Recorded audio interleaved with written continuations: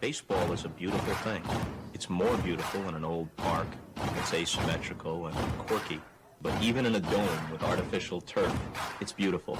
The way the field fans out, the choreography of the sport, the pace and rhythm of it, the fact that that pace and rhythm allows for conversation and reflection and opinion and comparison.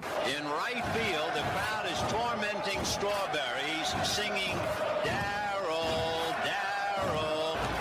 Little roller up along first, behind the man. It gets through Buckner. Here comes Knight, and the Mets win. And there's a fly ball deep to left. It's on its way. There it goes. And the Yankees are going to the World Series. Aaron Boone. Ground ball stabbed by Polk. He has it. He underhands to first for the first time in 86 years. The Red Sox have won Baseball World Championship. Can you believe it? It's a pastime, something you do. It's entertainment, something you watch. And it's a shared experience, something you talk about and read about. But you can apply those same three criteria to other things. What makes baseball special is that it's the best game that's ever been devised. Smith corks one into right down the line. It may go. Go crazy, folks. Go crazy. Sure as God made green apples, someday the Chicago Cubs are going to be in the World Series. A little bouncer slowly toward Bryant. He will glove it in front of Rizzo. It's in time. And the Chicago Cubs win the World Series. Cubs win. What a lucky break. The good Lord wants the Cubs to win. How can you not be romantic about baseball? There's a very peaceful thing. It was created and played in pastures and meadows. There's grass, there's outdoors, there's everything that people thought was American and feel about America you get in a ballpark. And it's the wonder of walking through that dark tunnel and seeing a huge open space where men play the little boy's game.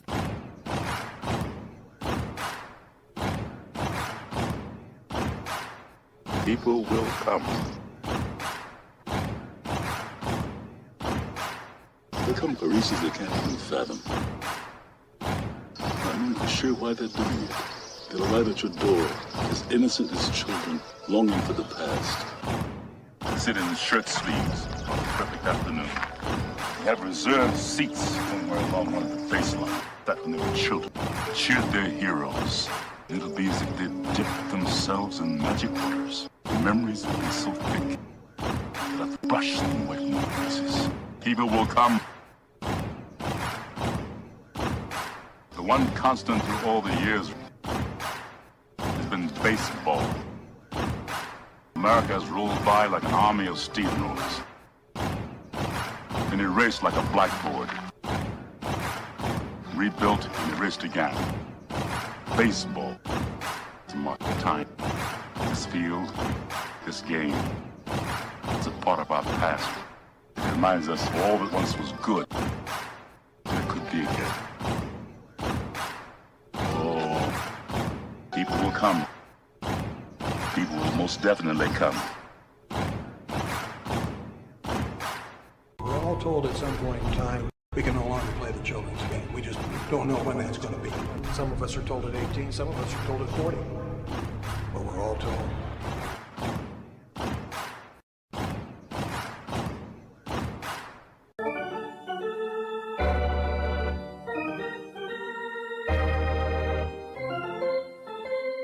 I believe in the Church of Baseball.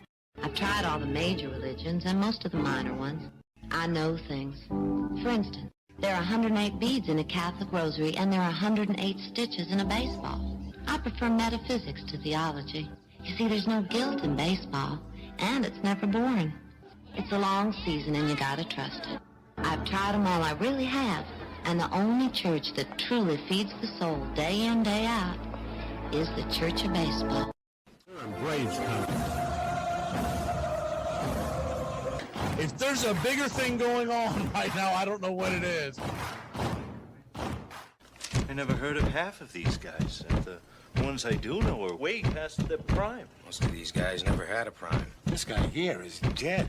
Cross him off, then. The local press seems to think we'd save everyone a lot of time and trouble if we just went out and shot ourselves.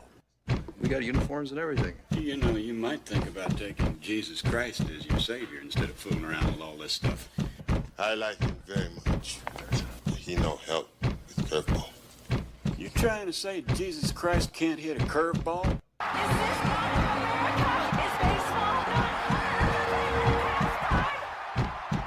But I'll tell you, these fans are great. Listen to them. Hey, way to go, Rick. All of Ohio loves you. Come on, baby. Come on, Ricky. Come on, Ricky.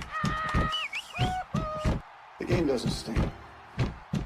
It's a great game. Ladies and gentlemen, welcome. We direct your attention now to home plate. Please remain standing. We call your attention to our fans here today. They will be jointly directed. And now, another fixture. Our national anthem. Oh, say can you see by the dawn's early light what so proudly we hailed at the twilight's last gleaming, whose broad stripes and bright stars through the perilous fight for the ramparts we once were so gallantly streaming, and the rockets' red bombs bursting in air gave proof through the night that our flag was still there. Oh, say does that star-spangled banner yet wave o'er the land of the free and the home of the brave? At this time, ladies and gentlemen, we'd like to introduce today's teams as participants in this historic game. Play ball!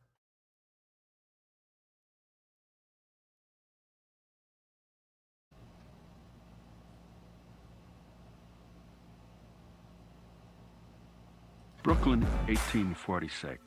In our sundown perambulations of late, through the outer parts of Brooklyn, we have observed several parties of youngsters playing base, a certain game of ball. Let us go forth a while and get better air in our lungs. Let us leave our close rooms. The game of ball is glorious. It is played everywhere, in parks and playgrounds and prison yards, in back alleys and farmers' fields, by small boys and old men, raw amateurs and millionaire professionals. It is a leisurely game that demands blinding speed. The only game in which the defense has the ball. It follows the season, the fond expectancy of springtime and ending with the hard facts of autumn. Because we've been playing it fundamentally the same way for so long, the way that we can find the benchmarks that cross generations and cross decades is to be able to use these statistics as if they were labels. They aren't numbers. 300 hitter is not a number. The 300 hitter is a tag that means something today, as it did in 1930, as it did in 1890. I can make that comparison with my father, who could have made it with his father, that common language. It's our game, America's game.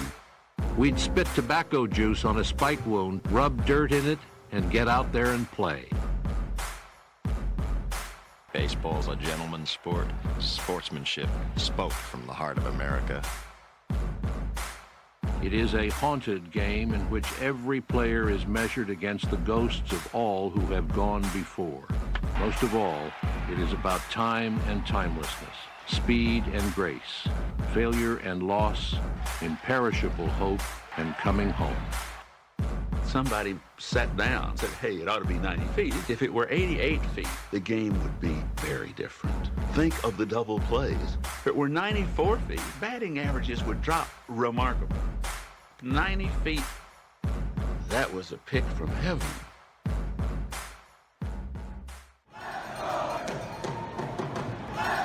This is an reminder, disorderly conduct will not be tolerated. Please respect your fellow fan and refrain from any unruly behavior. Failure to comply with these guidelines will result in ejection.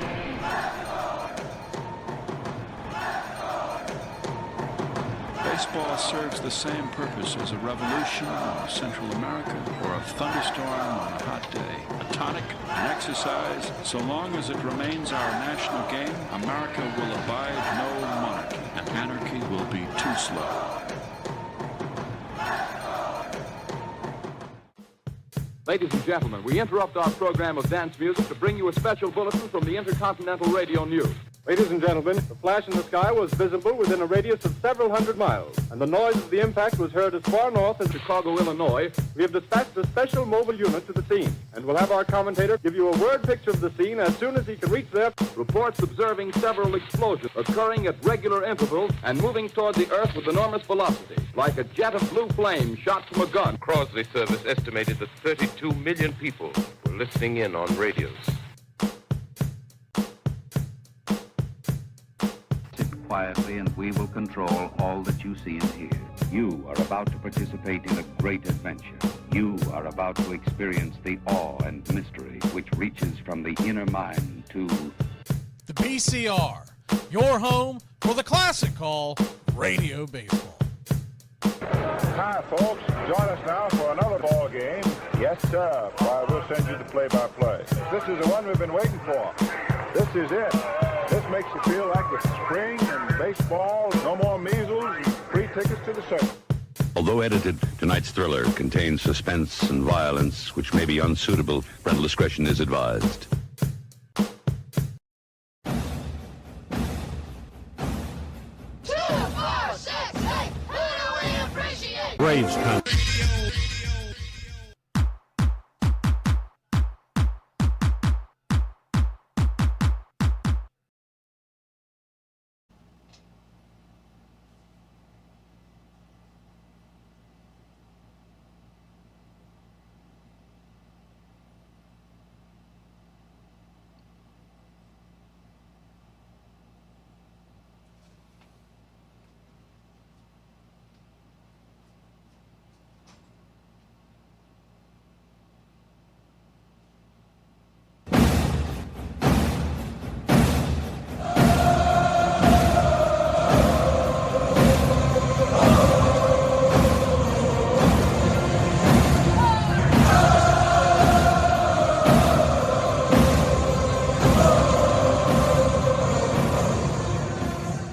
Down a beer? 7 o'clock in the morning. Scotch? Hey, howdy, hi, and how the hell are you? Pull up an armchair, girls and boys. Pour you a cold one. It's time for Radio Baseball. You're listening live. We're set for pitch-by-pitch, play-by-play, the classic call of Radio Baseball. Hi, I'm Mac McGee. It's time to put it all aside for what should be a great game here on the Diamond. As we take you out to the old ballpark, kick up your feet, let's take a journey back to the golden age of Radio Baseball. We'll do our best to paint the picture as the game goes along. Roll call is on the way.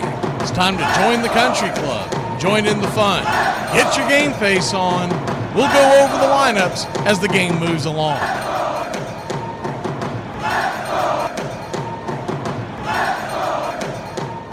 Well, it's about that time. Grab you a cold one. Find you an armchair. Major League Baseball, right here on the BCR Radio Baseball. Your modern-day superstation, bringing you pitch-by-pitch, play-by-play of Major League Baseball and our one-of-a-kind production.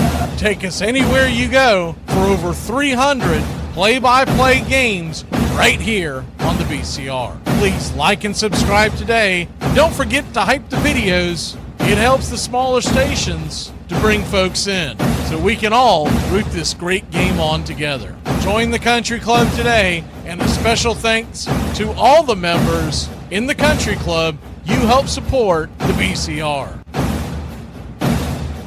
Get this bus moving. Stop. Come back. Too late.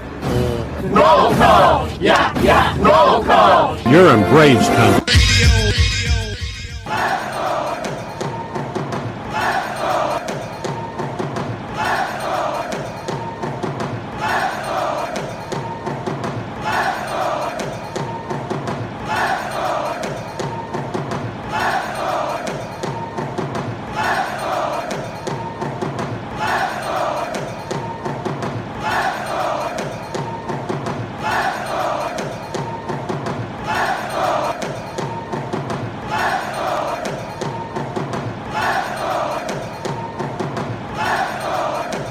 Welcome in, y'all. They did it to me again. They pushed the start time up 5 minutes, and I did not see it, so I apologize. 0-2 the count to McLean. So we get our feet underneath us. Nola brings the knuckle curve to the plate, and it swung on and popped up high into center field.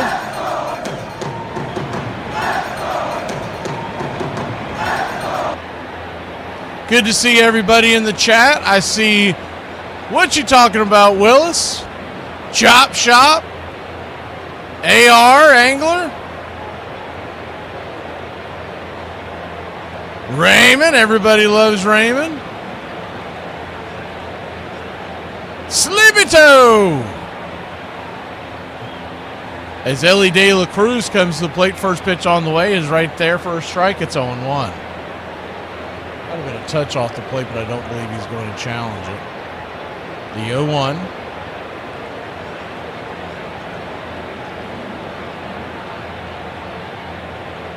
Kicks and fires. High and out of the zone. 1-1. Trying to get it lined up here. For whatever reason, they are a touch behind.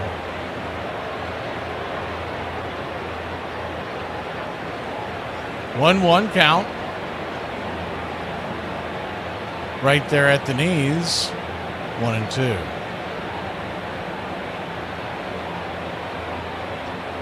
The 1-2. Caught, looking strike three. Punched him out on the outer track, and there is one away.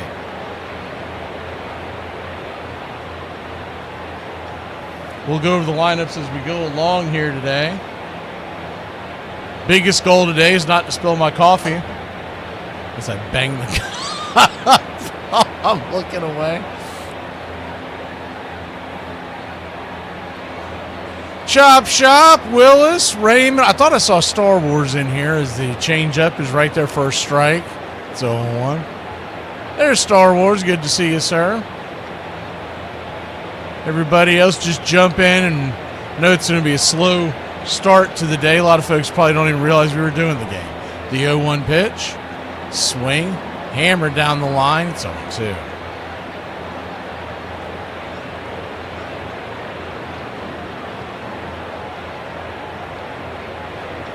Oh, 2 count, game one of a doubleheader.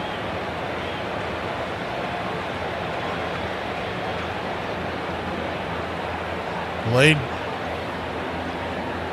digging in.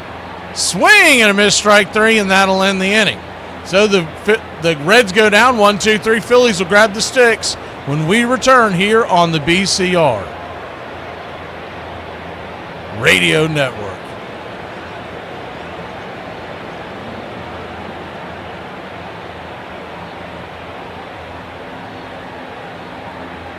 Repeat after me. I don't need validation from strangers on the internet. All together now, I don't need validation from strangers on the internet. I'm gonna make a TikTok. I'm not going to the hospital just because she decided to get a chest piercing. What even is that? Stop calling it a chest piercing. She was stabbed multiple times. Dad, I've been thinking, and I think your generation and mine aren't really that different. Your grandpa used to feel the same about you that you feel about us, right? So what? Oh wait, see, we're the same. We're different. At the end of the day, Grandpa and I could still sit down and talk. We had common ground like loyalty to family and country. You guys are not. The NL won 5 of the last 7 World Series titles, including 1960. That year, the Fall Classic opened at Forbes Field. Wednesday, October 5th, dawned bright and sunny. It was perfect World Series weather. Representing the AL in '60 were the mighty Yankees, led by their power hitters Mickey Mantle and Roger Maris. Their opponents from the NL were perennial also-rans, the Pirates. Pittsburgh hadn't been in the series since 1927, when they had been pounded by the famed Murderers Row Yankees, led by Babe Ruth and Lou Gehrig. The 1960 Yankees showed up in that World Series with the idea that that was going to be another of their 4-game sweeps, just the same as they had done to the Pirates in 27. But these Pirates proved much more difficult to put away. Led by Mantle and Maris, the Yanks outscored the Bucks 55-27 in the series. But in the bottom of the ninth of a classic Game 7, Pittsburgh's Bill Mazeroski shocked the baseball world.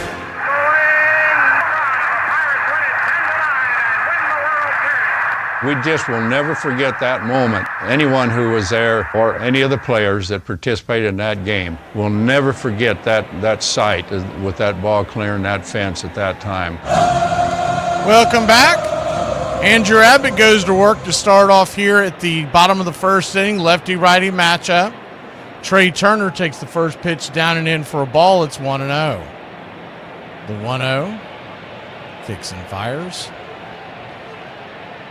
Slaps it right there on the outer edge, 1-1.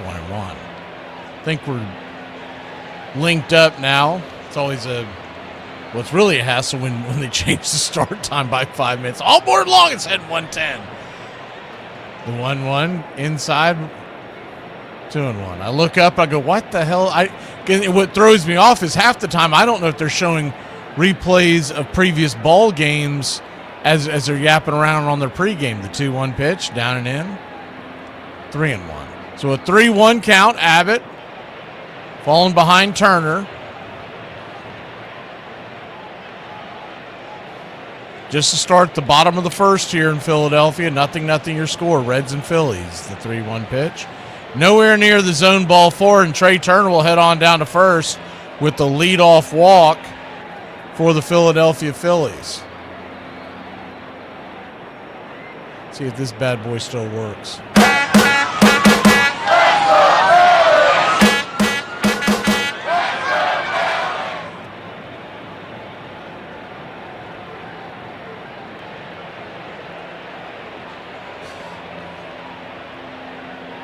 Adolis Garcia, the batter, first pitch swinging, is banged foul and out of play. It's 0-1. Trey Turner was taken off on that play.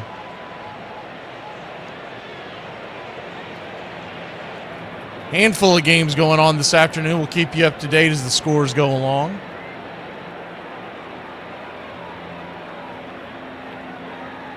The 0-1 to Garcia. 0-0 your score. Top of the first, or bottom of the first, excuse me. The 0-1. In and out of the glove of the catcher. They didn't call it a strike, and the catcher, P.J. Higgins, wants to challenge it. It's really close, but you do get concerned if you're Tito Martinez because his head was bobbing around. He's going to get it, though. Good challenge. So they'll reverse that for a strike. What I was saying is that he was jumping around and the ball racked him. I guess he figured he's going to take one in the family jewels. He's going to get a strike out of it.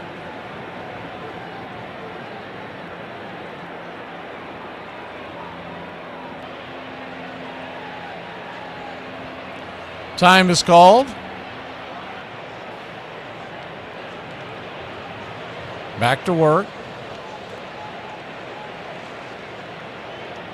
The 0-2 from Abbott. The southpaw flips it over to first to keep the dangerous Trey Turner close by.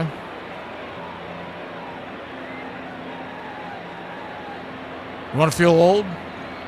Sure, why not? Trey Turner he's turning 33 next month. And he still seems like a whippersnapper to me.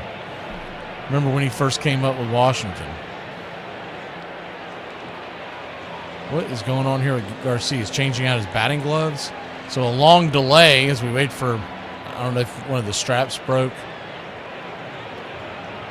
He's got a neon green batting gloves in the same color as their famous mascot, the Fanatic. Abbott's going to flip it over to first again. So now Turner knows he's most likely not coming over. If he goes over now, he's got to get him or it's an automatic base. Infield back into the left. Kicks and fires, and the changeup in the dirt. 1-2. For you Braves fans, if you missed it last night, Philly did lose to Cincinnati. So the Braves have an 8-game lead on the Phillies, a 9-game lead on the Nats, 11 on Miami, and 11.5 on the Mets. As the 1-2 bangs it down the line, foul. We'll do it again.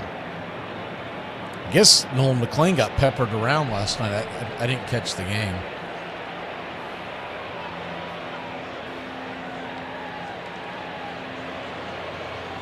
I tried once again to watch the NBA playoffs, and it lost me. It's not the same. The 1-2, swing, fouls it away. We'll do it one more time. So 1-2 count. I am going to give the NHL playoffs a look when I have time. So 1-2 count.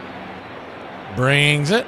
Runner goes. Throw comes down to second base. The ball gets away, and Turner's going to jump up. He's going to scamper down to third. So it's a stolen base and an E2, and Turner is 90 feet away for the Phillies taking the lead, the early lead. Just a bad throw by Higgins.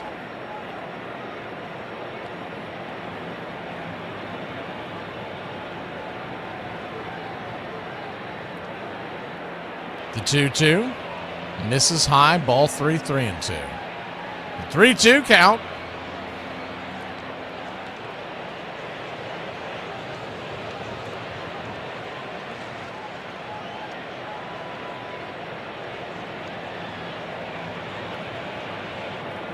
Nothing, your score. The payoff pitch, swing, sizzles it foul and out of play. Deep down the right field side, but way foul. John, are they playing hockey tonight? Payoff pitch, nowhere near the zone, ball 4. And Abbott, looking more like Abbott and Costello, has walked the first 2 batters. And runners on the corners and nobody out. Coming into today's action, the Phillies and the Reds are a flat-footed 25-24 apiece on the season. No NHL tonight. What are they doing?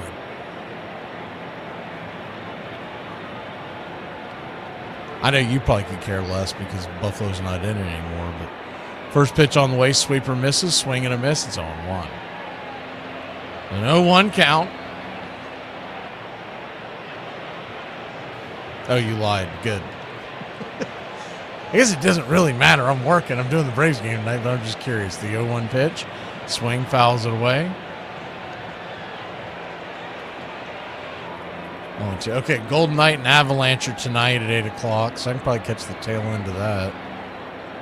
And then when do they play on Thursday? It's the Canadians and the Hurricanes. Man, there's no one to pull for in that one.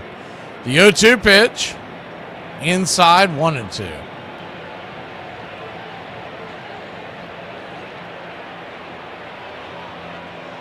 Reds nothing, Phillies nothing. The Reds are playing back into the right double play depth. They'll gladly give up the run if they can turn 2. The 1-2 swing, lifts it, will stay in play, giving chase to third baseman for the Reds, goes over the railing, smacks into the railing, and cannot make the grab. It'll bounce into the third base camera well. Sal Stewart went over there and hit the railing. And he's looking around because the thing basically, it almost sawed him in half. Basically saying, can someone tell me I'm about to hit the railing? It's usually, is the 1-2. Just misses 2-2. It's a 2-2 count. Even if it's an opposing dugout, someone usually gives you a heads up because they don't want you to get banged up. The 2-2 pitch. Sweeper down and in 3-2. See, he is just nibbling. He is nibbling himself into a problem. He's about to walk the bases loaded. There's nobody out. We're in the first inning. He is at pitch number 20, has yet to record an out. Lefty, the pitch, swing, lifts it. High into left field, coming in, charging the play is Blade. Blade will fire it home. He's going to get him. No, they called him safe. They called him safe. The throw beat him. Did have to see if he dropped the ball or what happened there. That is just, it looked like they don't want to challenge it. See this again. Pretty good throw by Blade. It was a one-hopper right. I see what happened. P.J. Higgins did a bad job of blocking the plate. If he blocks the plate, by the way, another great slide by Trey Turner. That shouldn't go unnoticed. That guy is probably the best I've ever seen at sliding. And I know that sounds like something that everybody can do. It really isn't. Some guys are just clunky with it. He is smooth as silk. The runner at first did stay put, so one run on the board for Philadelphia, one out. That was an incredible slide.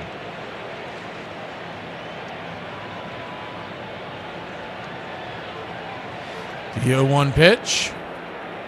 Swing, pops it up into center. Should be an easy catch out there for Dunn, and there's two down. What was James asking? Just looked up. We're watching the Phillies on a day off. What? Phillies are not on a day off. They're playing right now. I don't know what you're talking about. James Ray, are you already into the booze? Good to see you, Richard. James Ray, even if you are drunk and disoriented. Lefty-righty matchup. First pitch on the way. Real Muto takes a strike up top. It's 0-1. He's even misspelling Georgia. The 0-1 count. Call an Uber, James. Kicks and fires. Runner goes. Throw down to second. High throw. It looks like Philadelphia's got some kind of a scouting report, and they are going to be running on P.J. Higgins all day long. I didn't really understand your question, but anyways, and if you're asking if the Braves are not off either.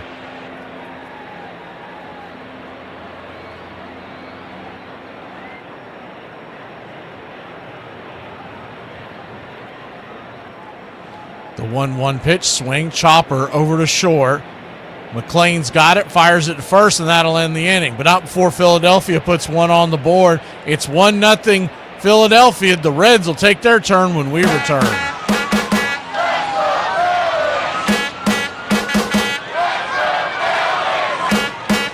If you Snapchat a picture of your thing to your boy, and he screenshots it, who's gay? Sir, for the love of God, please stop coming to this drive-thru! Every time I get one of you fetuses' comments that's like, she really looks her age, you look my age. You're supposed to be squeezing pus out of zits right now. You're squeezing filler into your lips. It looks ridiculous.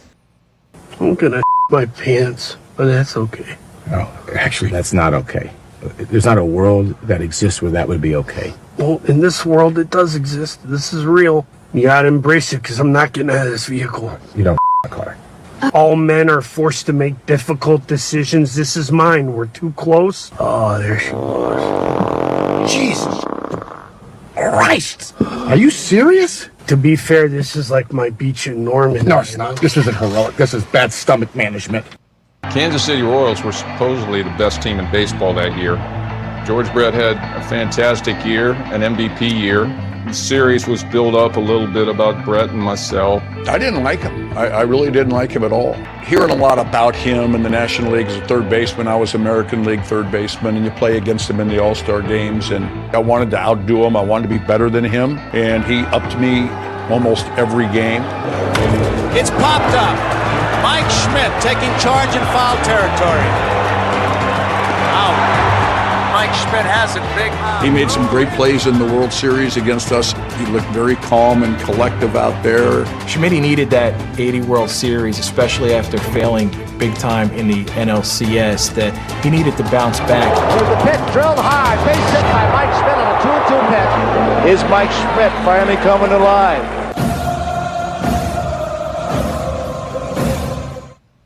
Welcome back. Righty-righty matchup. First pitch is a four-seamer right there at the knees. Sal Stewart, youngster, batting .250 on the year. It's 0-1. The 0-1. Kicks and fires. Swing, slaps it. Down the right field line. That ball's got eyes. It's going to go into the corner, and it's going to be a leadoff double for the Cincinnati Reds.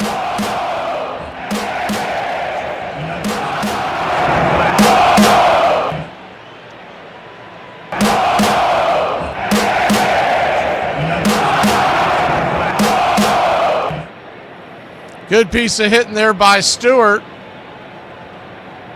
Sal Stewart,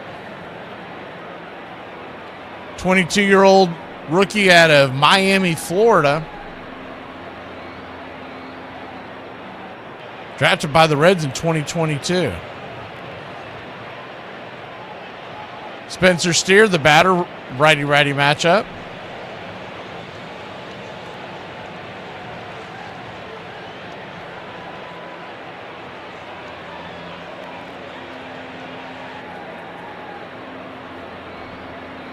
First pitch on the way is a four-seamer right there at the knees. It's 0-1. Now, I mean, the Phillies were never a team I pulled for even before they became a Braves divisional rival, which that was actually pretty later. I mean, for people who weren't watching the Braves in the 80s, is the 0-1 pitch. That ball's going to get hit against the shift.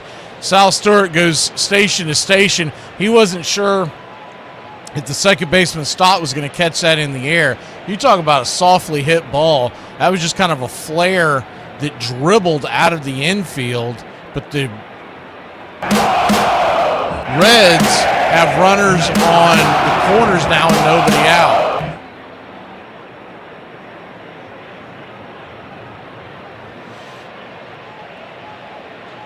Yeah, the Phillies were never a team I pulled for per se, even before they came into the NLS. I did pull for them in the 83 World Series, but that was only because I knew the most annoying Baltimore Oriole fan on the planet. First pitch on the way is a knuckle curve there at the knees for a strike. It's 0-1. Ironically, she's one of the reasons why I became a big baseball fan, but I didn't want to see her team win. The 0-1 pitch. Brings it.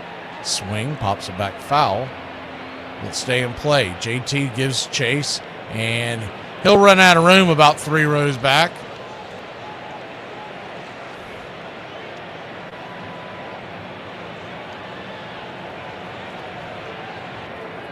One to nothing your score. What you'll see from Aaron Nola today is a curveball 32% of the time, four-seamer 28% of the time, so 60% across the board. Then he'll mix in the changeup and sinker at 18 and 13% respectively, and the cutter at 9%. So he's got 5 pitches that he leans on quite a bit. The 0-2. Inside, sinker misses, 1-2.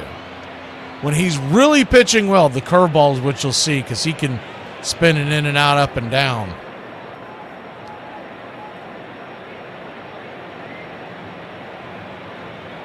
One-two pitch. Knuckle curve down and in, and it is 2-2. Low at the plate, done. He's on deck.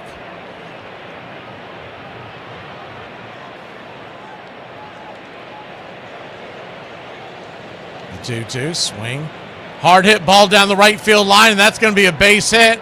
Fair ball, and it's going to be an RBI double for the Cincinnati Reds.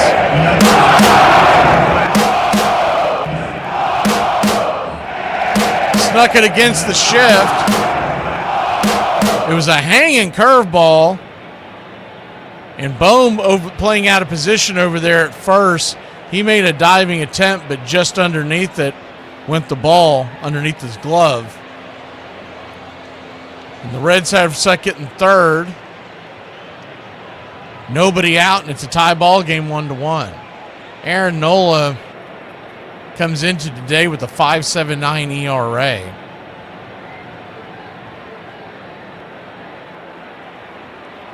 As Blake Dunn comes to the plate, batting .348 on the season.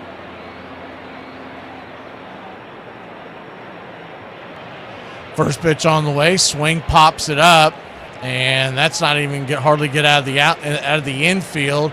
Drifting about, making the catch is Stott, one down. Runners at second and third still. So a bad at bat from the man out of Holland, Michigan. And Will Benson will come to the plate. Will Benson, it's hard to believe he's only 27. Seems like he's been around a lot longer. Will Benson, 6'5", 230-pounder, out of Atlanta, Georgia. Went to high school at Westminster, Atlanta, Georgia. First pitch on the way is a knuckle curve in the dirt. It's 1-0. 1-0 count.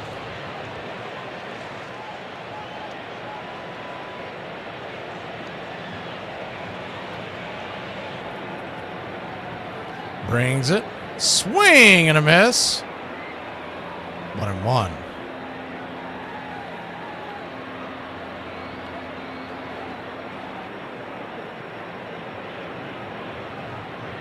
Infield is playing back and to the right, so they're willing to give up a run. Change up down and in, 2-1. And, you know, this is the way I think it should be played. Maybe it's because Don Mattingly's a little more old school. They'll leave this type of stuff up to him. The manager doesn't have much to say anymore on the lineups and how the shifts are played as the change-up down and in, 3-1. But situational decisions like this, he does have a say in it. And I've always thought it was goofy to bring your infield in because you're trying to stop one run from scoring and you open yourself up to a big inning. The 3-1 pitch, swing and a missed knuckle curve. Might have just touched the zone, and it's a full count. Later in the game, have no problem with it. But before the fifth,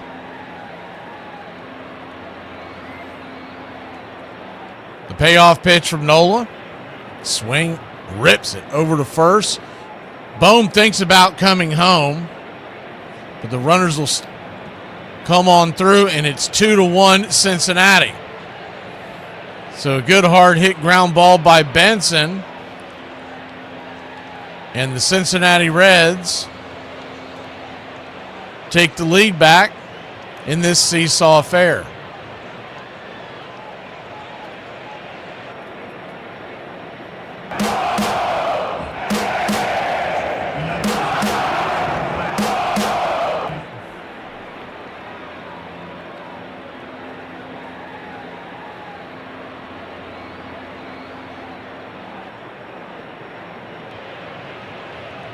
Higgins, the number 9 hitter, comes to the plate. First pitch, drifts inside. For a ball, it's 1-0. Good to see you, Peter.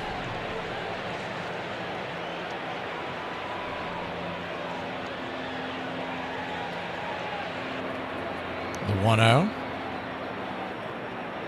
Drops a knuckle curve upstairs, 1-1. Cincinnati 2, Philadelphia 1. Runner at third base, the number 9 hitter, is at the plate. The 1-1 pitch.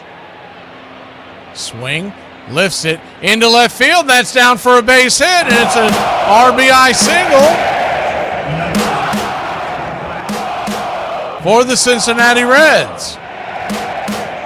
Good job by Higgins to get the ball out of the infield and down in front of the left fielder, J.J. Bleday. Just kind of looped it over the third baseman, Sosa.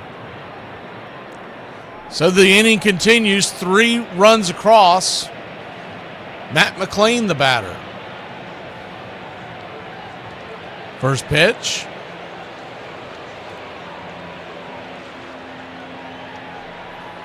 One 1-0.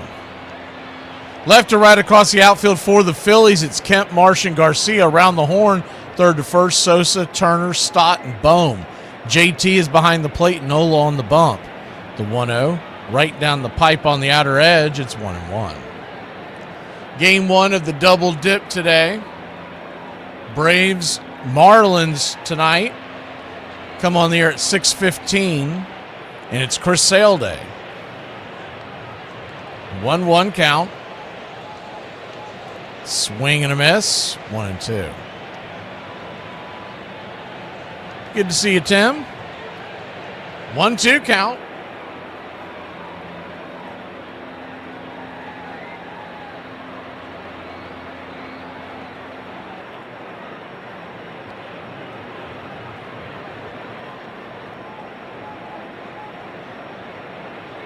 Kicks and fires. Outside wide. 2-2.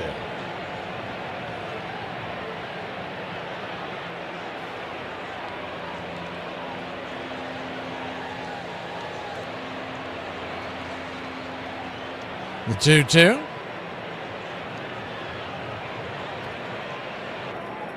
Brings it. Swing. Chopper.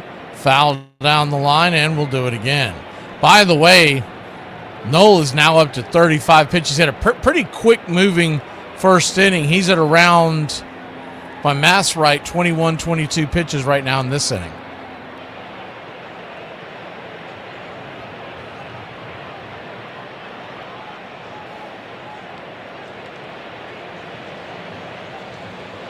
The 2-2, changeup down and away, full count. So with 2 outs and a full count, Benson will be on the move. Sorry, not Benson. Higgins will be on the move at first.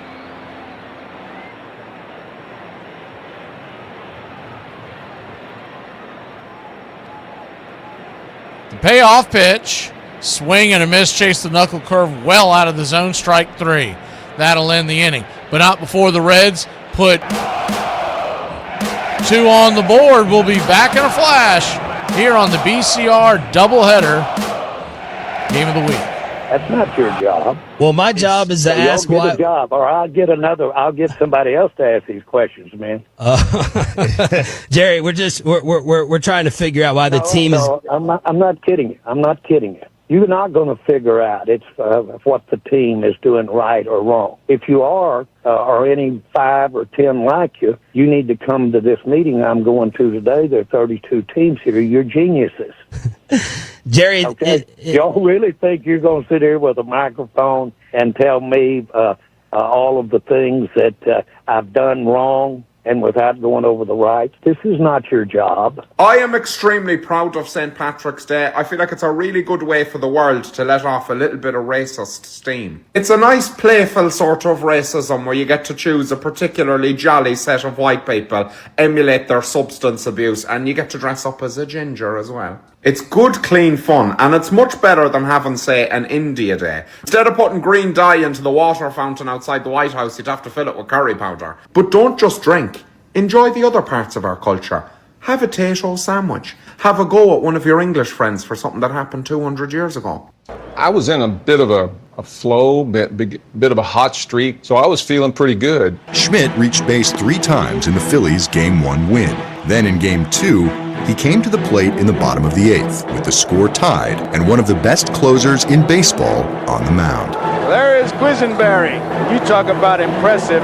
Just look at that last statistic. Dan Quisenberry was our closer. Rollade's relief pitcher of the year for years. Right-handers just had trouble with him. And Mike was very analytical, very smart. It looked like he made up his mind. I'm not going to try to pull him. I'm just going to try to hit it up the middle. Right field, deep. Cardinal going back. That's going to be off the wall.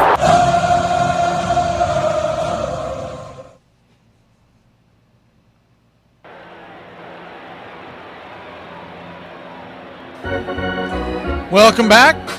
3-1 your score. The Reds lead the Phillies. We're in the bottom of the second inning, and Marshall will lead us off versus Abbott. Abbott fires the first pitch inside for a ball, four-seam fastball, 92 miles an hour. It's 1-0. The 1-0. Kicks and flips, swing and a miss, sweeper in the dirt, 1-1. 1-1 count.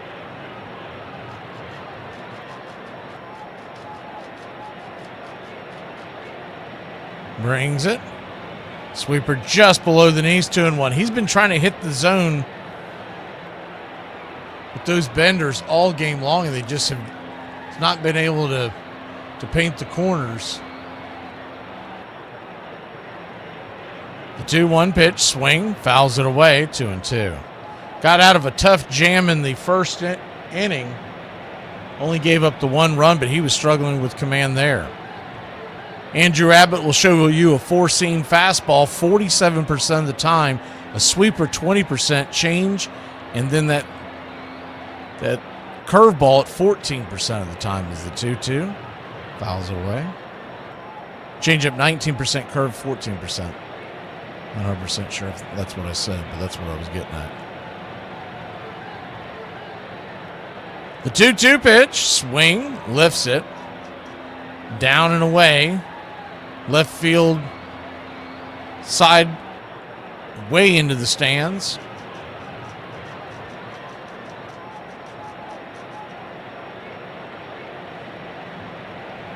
The 2-2, swing, just got a piece of that sweeper.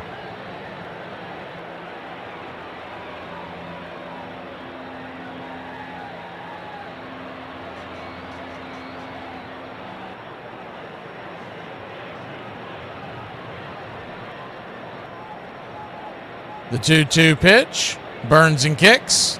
Swing and a miss, strike 3. Sweeper in the dirt, and there's one away. Ball got away a little bit, but I don't think Marsh realized it, so he'll head back to the dugout. Without Higgins having to give chase. Left to right across the outfield for the Cincinnati Redlegs is Blade, Dunn, and Benson. Around the horn, third to first. Stewart, McLean, Steer, and Lowe. Higgins is behind the plate. Abbott on the bunt. Ellie De La Cruz is the designated hitter today. Kyle Schwarber still out of the lineup. He's been feeling illness. 2 or 3 games he's missed now. The 1-0. Swing and a miss. 1-1. 1-1 count.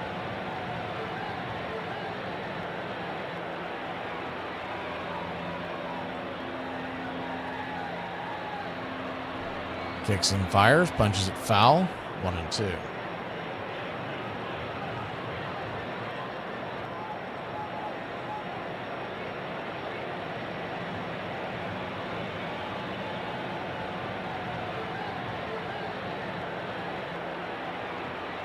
Edmund Sosa batting .224 on the year. The 1-2 pitch.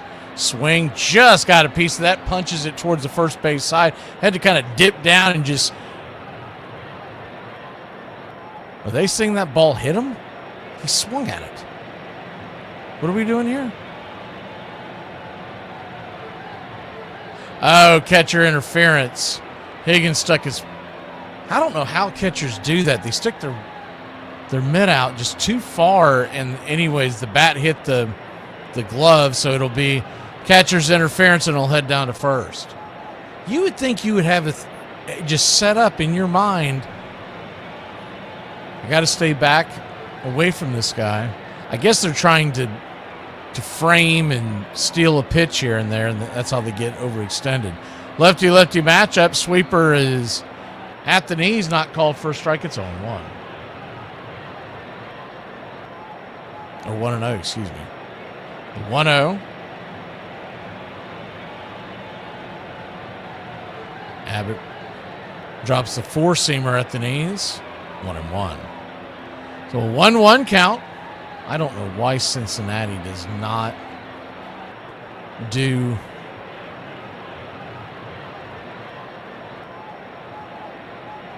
the box on their screen. 1-1 pitch, swing and a miss, 1-2. 1-2 count.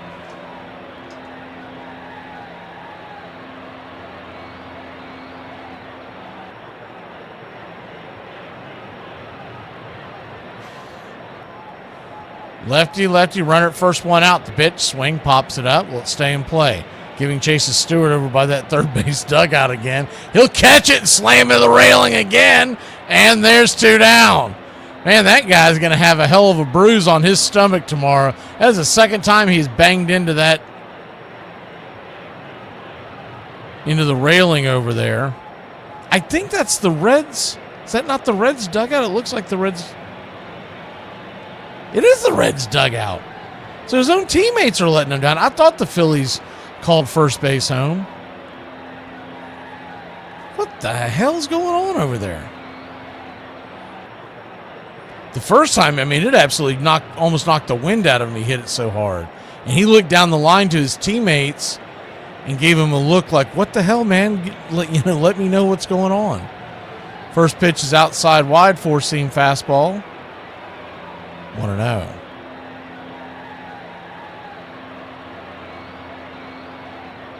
1-0. Turns and kicks, swing. Slaps it away.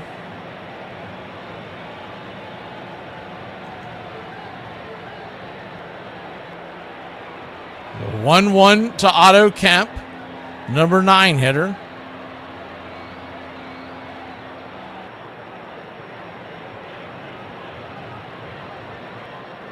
Brings it, swing, pops it up, and that should get the Reds out of the inning. It does. Catch is made by Steer, F4, and we'll head to the top of the third. 3-1, Cincinnati.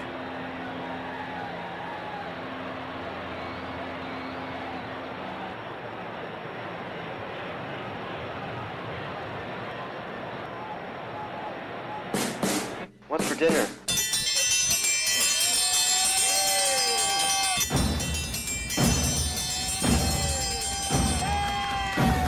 Hey, Chef, what's for dinner? My favorite. What's for dinner?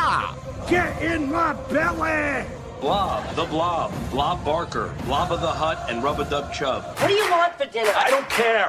One large jambalaya, please. Jambalaya? Piggy can't fit through doorway. Oh, this is fantastic. You got my shirt at the big and tall shop? When did I make the crossover? I can't feel my hands. You gonna eat your cornbread? It's the wood that makes it good. Oh my God, I'm fatter than the skipper. No and then! And then? No and then! And then? No and then! And then? No and then! And then? I refuse to play your Chinese food mind games. You sure you know what you're doing? Yeah, Chinese food seems kind of complicated. Well, maybe for a less experienced chef. That ketchup? It's just a base. You don't understand cooking. Hey, you know what? I just figured out what I want for dinner. A nice hot bowl of shredded stew. Gazpacho, por favor. Por favor. I'm part Spanish. Adios, muchacho. Maybe you're getting cheese ball syndrome. I love broccoli. It's good for you. Then maybe you'd like to have a piece. Vile weed! Hurry up and munch those fries. We've got to get back to work soon. One large crab bisque to go. You want bread? You're pushing your luck, little man. You know what? I'm sorry. I've had shredded stew before, and it sure as diddly didn't taste like that. I'll tell you what, a refill on this delicious exotic tea. That's duck sauce. That is good. We're trying to lose weight. Fatty McButterpants. Lay up there, I'm starving. I'm gonna order some pizza. A little neighborhood joint called Domino's.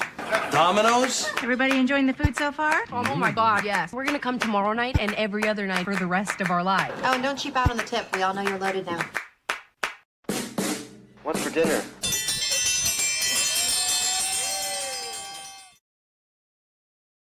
Welcome back. First pitch to Ellie De La Cruz. Swing and a miss. It's 0-1. Ellie struck out his first time up in the first inning. Cincinnati leads it 3-1. We're in the top of the third inning.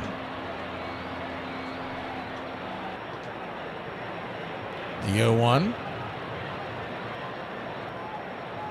Changeup down and away. It's 1-1. 1-1 count.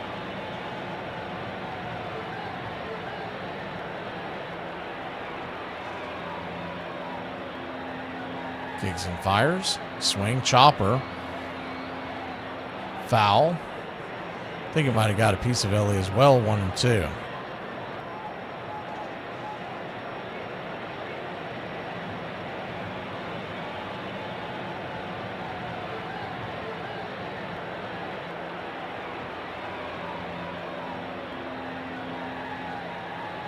Tampa Bay leads Baltimore 1-0 early going there, top of the third. They're in Tampa. As the 1-2 is inside, ball 2-2. 2-2 count. Byron Buxton back in the lineup for the Minnesota Twins. Came back last night after missing 4 or 5 days. As the 2-2 bangs it foul. And we'll do it once again, 2-2. Houston and Minnesota, they're scoreless as they're just getting going there in the bottom of the first.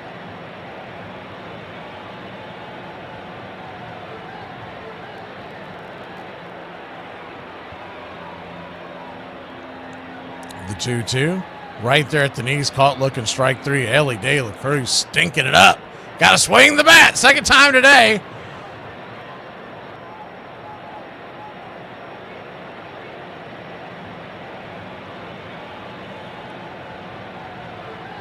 Can you tell I have Ellie De La Cruz in my DFS lineup? Swing the bat, man. Good things can happen. First pitch swinging here by J.J. Bleday. He'll give that baby a ride. High and deep into right field, dropping into the glove of Garcia, F9, right there at the warning track. 2 down.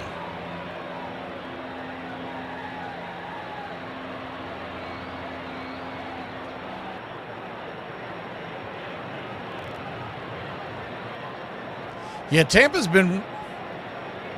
Well, the Tampa Bay Rays, Richard, I think have just been the Tampa Bay Rays this year. They are a bit what they typically are. You don't expect it, and once you don't expect it, here they come. First pitch is right there at the knees. Righty-righty to Sal Stewart. It's 0-1. Stewart.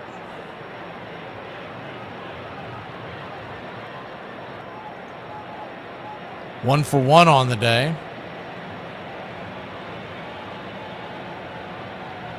He doubled to right field his first time up. The 1-1. Or 0-1, excuse me. Pitch on the way is inside. Misses. 1-1. 1-1 count. Aaron Nola at 46 pitches.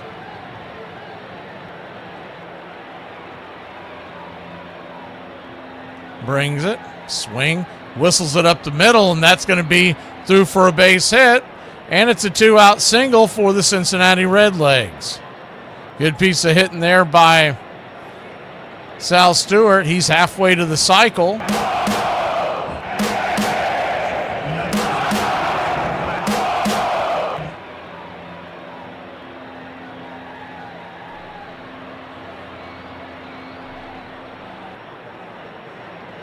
What I've always said about the Tampa Bay Rays is if they are expected to be really good, they're going to fall flat on their face. But if you're underrating them going into the season, they probably have a chance at the division.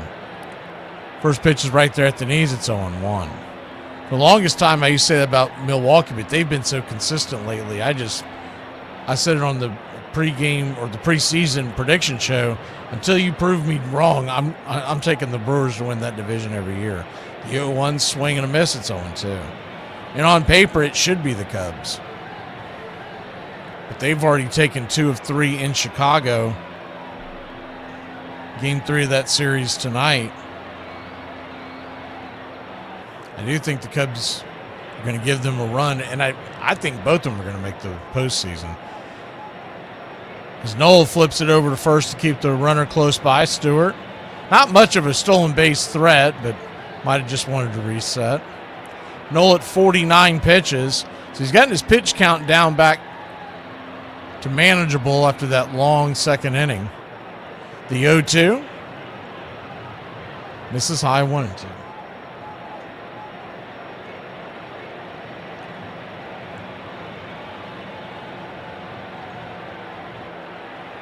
They can take Riley's spot.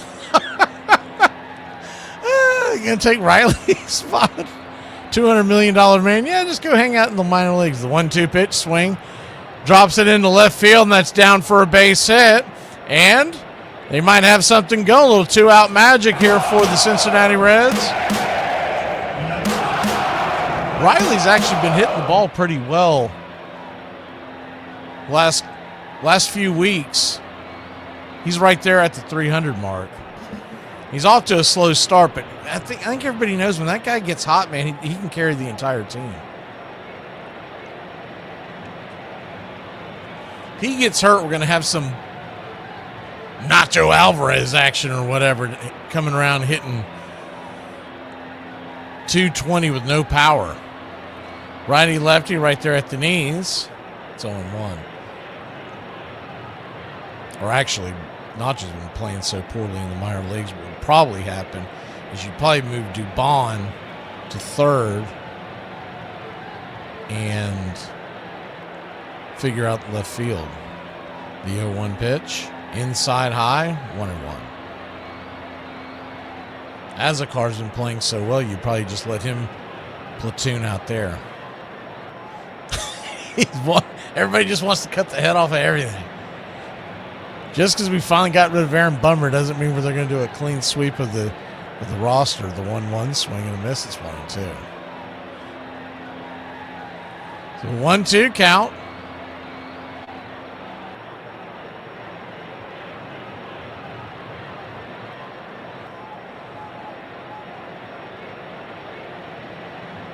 He coached him at Florida State, Willis, or in high school? Talking about Taylor Walls. The 1-2. Swing, pops it back foul. We'll do it again. 1-2 count. This is the first doubleheader of the week. We're doing another one on Friday. Cubs and Houston Astros. It's the Apple TV game of the day, so we're bringing that to you from Wrigley Field on Friday, the 1-2.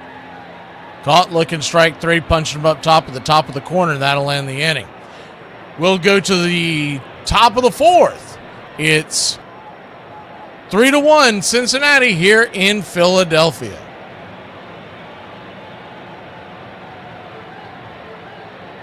Afternoon, everybody. What a day. I use a drink. Nothing like a cold one after a long day, huh? So, how much do you drink? I think I'm good for about 10 or 12. 10 or 12 a week? That's not bad. About a week. You drink 10 or 12 beers a day? You counting beers, too? How reckless of me.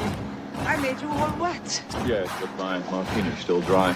She turned out to be a part-time model and a full-time pickpocket. Oh, yeah. I've been known to drink a beer or two. But then again, I've been known to do a lot of things. You drinking anymore? Oh, me? No, I quit drinking, dude. You never gonna drink again?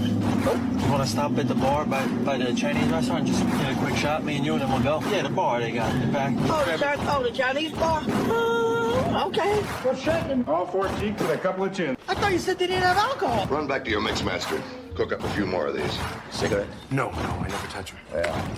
I suck them down like Coca-Cola. I expose people to magic. I expose them to something they're never otherwise going to see in their boring, normal lives. And I gave that to them. I may forget about them tomorrow, but they'll live with that memory for the rest of their lives. And that's a gift, man. One of the women said that she was afraid she might OD. I thought that was a lemon drop. I didn't think it was tequila. What's that got to do with me? You and me are gonna have a small talk later on. I'll be busy thinking of things to say. Doesn't your wife ever complain that you never spend any time with her? Would you? But to keep it down to a low roar, some of us have to work. Put that money down, pal. Yeah, I'll be ready. There goes the 2 weeks at camp. I promised the kids this summer. My birthday, give me a beer, stick a candle in it, and I'll blow out my liver. Here's to feeling good all the time. Perfect. Cheers. Cheers. This crowd's back into it now.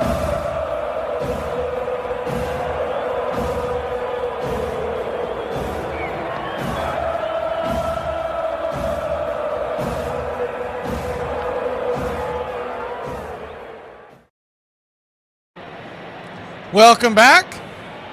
3-1 your score. We're here in Philadelphia, Pennsylvania. And the Phillies go back to the top of the order. Trey Turner takes the first pitch down and in for a ball. It's 1-0. The 1-0. Down and away, ball 2-2-0. 2-0 count.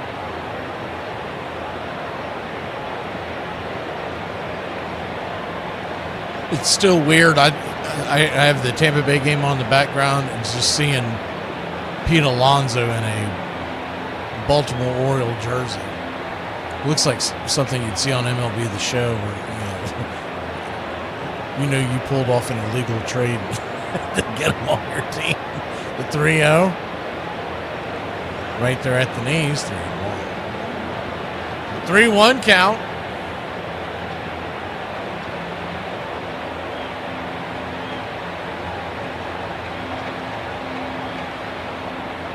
Abbott kicks and fires. Right there, paints the edge, 3-2. Turner didn't like it, but it definitely hit the zone. It's one of those ones where if you're pulling for Cincinnati, you wish you would have challenged it. The payoff pitch. Swing, slices it foul. Do it again. I've always hated that Trey Turner has always played on a team that I don't pull for. He's always been one of my favorite players to watch. You go back to his days in Washington, then he goes to the Dodgers and the Phillies. The payoff pitch. Swing. Slices that foul. We'll do it one more time. And a lot of these big contracts you scoff at, but I think he's worth every dime that Philadelphia has paid him. I mean, defensively, offensively, on the base paths, you name it, he can do it all. The 3-2. Swing. Pops it up. High and out of play. Looks like a pretty good crowd here in Philadelphia, especially for a Wednesday afternoon.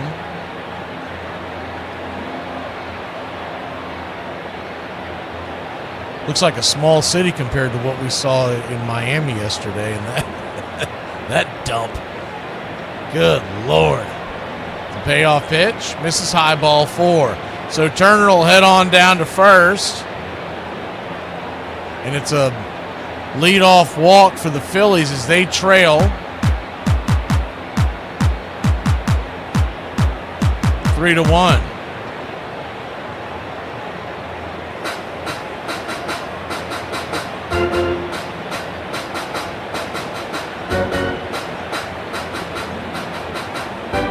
First pitch to Adolis Garcia. Bang! Hits the outer edge for a strike. It's 0-1.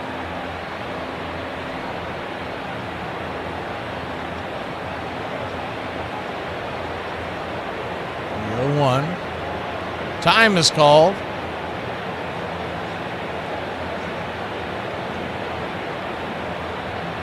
Welcome in, George. See if we missed anyone else coming in. Taco time. 0-1 pitch. Swing, lifts it. Into left center field. Drifting in, making the jogging catch is J.J. Bleday. One away. I thought that was a pretty good signing by Cincinnati bringing Bleday in. We saw him beginning of his career with the Marlins, and he was always one of my favorite Marlins to watch. He went out to, at the time, Oakland to play for the Athletics. He's landed here in Cincinnati, and he's a solid. Something else is that he can play center field. He's the first pitch, swing and a miss. Strike to Harper, lefty, it's 0-1. Saw him pop up on their radar and kind of threw me for a loop because I'd kind of forgotten about him playing out west most nights. The 0-1 swing, fouls it away. It's 0-2. He's only 28, so he's probably got family in the stands today. Played his college ball at Vanderbilt, broke into the league in 22 with Miami, then was with the athletics organization from 23 to 25, came over to Cincinnati this year. He's batting .284 with a 1028 OPS. That's not nothing. The 0-2 pitch swing. Hammers it to center field, drifting over. Making the running catch out there is done. 2 down. It's 1-1 in Tampa. The Rays and Orioles there in the 4th inning in St. Petersburg, Florida. 0-0 in the Twin Cities as the Twins and Astros are in the 2nd. Later on this afternoon, you got Rangers and Rockies at 3:10, Giants and Diamondbacks at 3:40. The White Sox are at the Mariners at 4 o'clock. Flip it over first to keep Turner close by. And then tonight, the big one, Braves and Marlins, 6:40. Mr. Chris Sale versus Jansen Junk. Lefty-righty matchup. First pitch on the way. Whoa. Should have challenged that one. It's 1-0. 100% of that ball was in the top corner. The 1-0. High and outside, 1-1. Both teams still have both of their challenges, so that didn't factor into it, and we are in the third inning.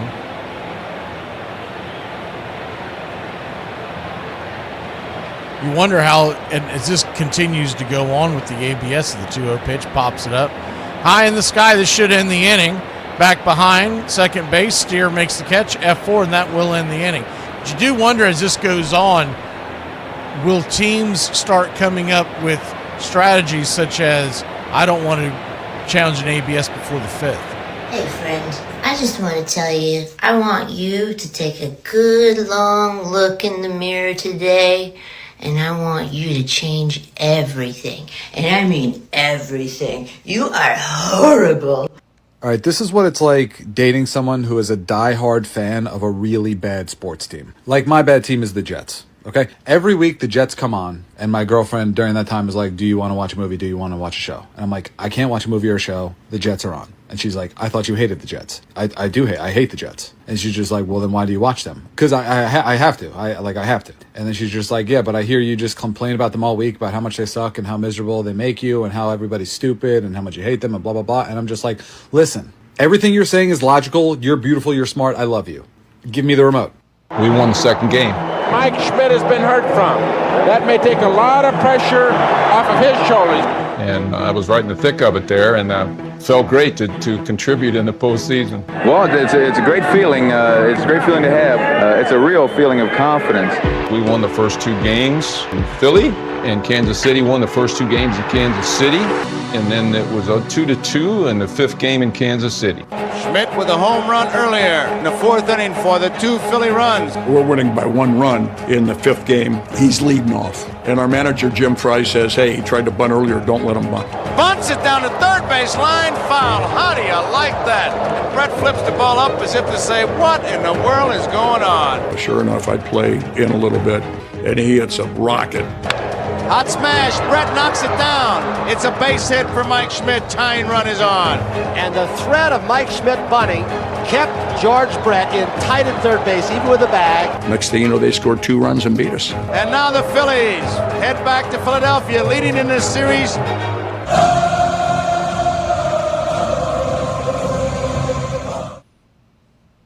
Welcome back.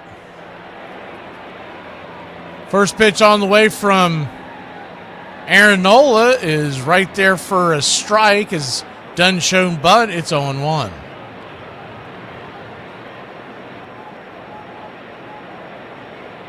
That doesn't tell me who you're pulling for, Chop. Rich is pulling for Vegas. The 0-1. Down and away, 1-1. Yeah, I know all 4 teams could win it because there's the only 4 teams left in it. I know who can't win it, and that's my Nashville Predators. I'm talking about who are you pulling for? The 1-1. Swing lifts it. High into center field, drifting back on the track, and that ball's going to get down, banging off the wall, rolling around where the green grass grows. Here he comes, heading for third, and he is safe with the leadoff triple for the Cincinnati Redlegs. Good piece of hitting, hammered it to the back of the center field wall, and the Reds have something cooking here in the top of the fourth.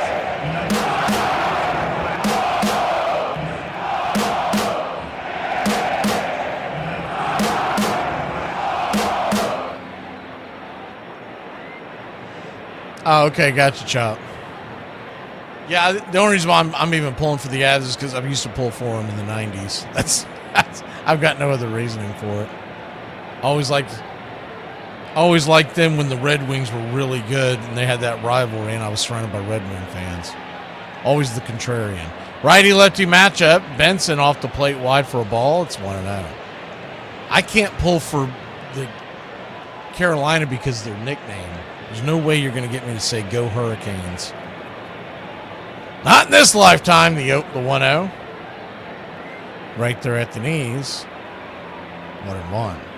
So a 1-1 count.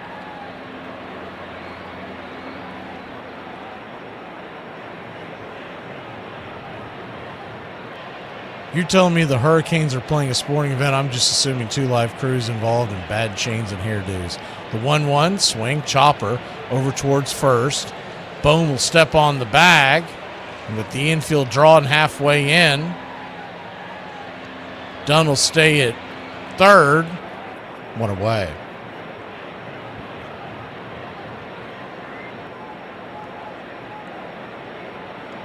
Higgins, the batter, he had an RBI single his first time up, batting .273 on the year. Yeah, that's who funded them in the 80s. Chop Shop, the 2 live crew. When they first came out, I was a kid, I was listening to them, and then I found that out, and I was like, well, the heck with them. The 0-1 swing and a miss after P.J. Higgins takes a hack at the first one.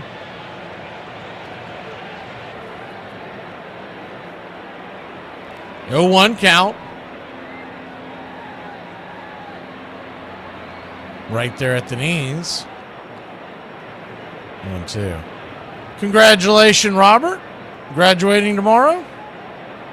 Getting up at 4 a.m. What time is y'all's graduation? It seems incredibly early.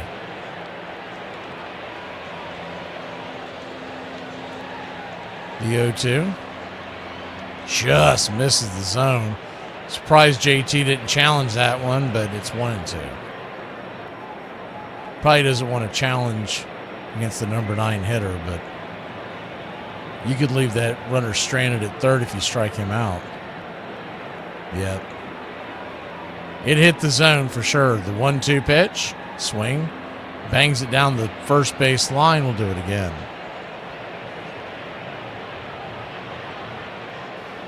Wow, 11 a.m. Oof. We graduated late afternoon. 5, 6 o'clock in the afternoon on I want to say it was a Friday night. But I went to a pretty rough high school, so that might have had something to do with it. They weren't getting anybody out of bed. People were throwing gang signs till 6 a.m. in my high school. They probably couldn't get them anywhere until 5 p.m. The 1-2 pitch. Misses high, 2-2. 2-2 count. We always get the same reaction everywhere we went after we graduated.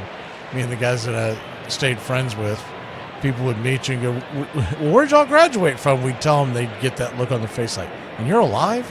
The 2-2 swing, punches it over the drawn in infield, and that's going to be an RBI single for P.J. Higgins and the Cincinnati Redlegs. How about that? Second RBI of the day.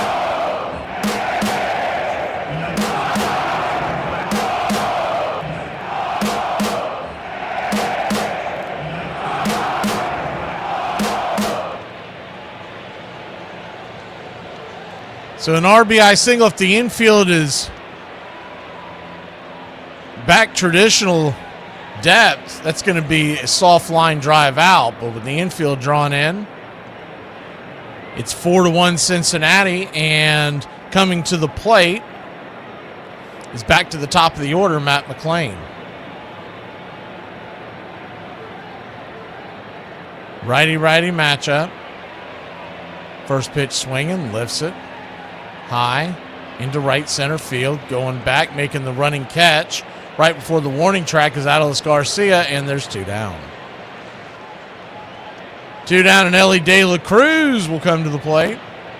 Still 1-1 in Tampa. Rays and Orioles. And still 0-0.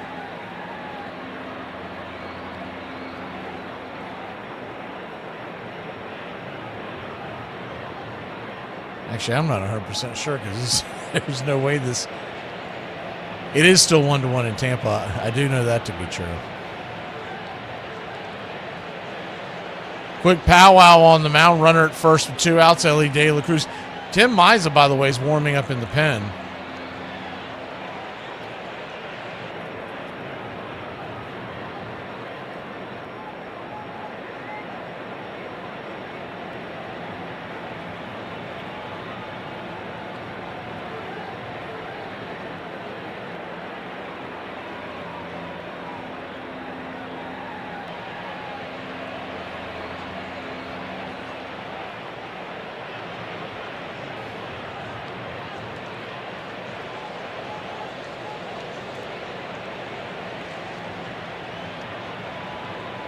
So back from the powwow at the mound. Runner at first, 2 outs. Ellie De La Cruz. Switch hitter from the left side. Pitch on the way. Change up down and away. It's 1-0.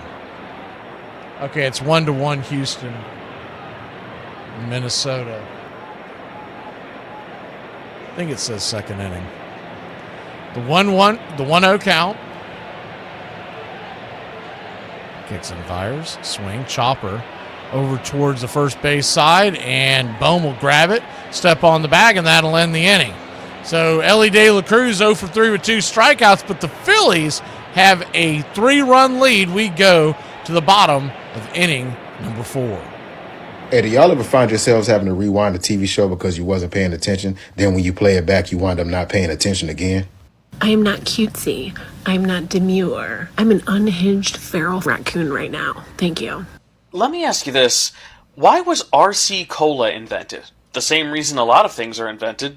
Spite. See, in the early 1900s, a pharmacist in Columbus, Georgia, named Claude Hatcher was noticing that the soda fountain at his pharmacy was going through a lot of Coca-Cola syrup. You see, back then, pharmacies and other soda fountains would pump syrup into a glass, and they would put seltzer water on it and mix it, and you would get a fresh mix. He was going through so much syrup that he went to his distributor, a man named Columbus Roberts, and said, "Hey, I'm buying so much of this in bulk, can I have some kind of discount?" Well, Roberts said no, so Hatcher said, "Fine, I'll make my own syrup." And he did. He started with a ginger ale, and then eventually made a strawberry, a root beer, a Chero Cola, and then eventually the RC Cola that we know today. Hey, after we won that game in Kansas City to go 3-2, I respect baseball, but we're coming home. We got 55,000 people. There's no way we're losing this game. They need just this one victory in game number 6 to become the world's champions. I remember seeing my dad's office the morning of the 6th game of the '80 World Series, and I said, "Dad, wouldn't it be great to go to the game?" I mean, he got 2 tickets, back row of the 648 section in the vet, but we went to that game, and that was one of the great, father-son memories I have in my life. And there are nobody out. Bases are loaded, and Mike Schmidt, their big man in the batter's box. I think the ebbs and flows of Mike's career got him to that point in the World Series where he finally said, "Hey, you know what? Forget everything else. We're in the World Series." Your home for the classic call of Braves country baseball.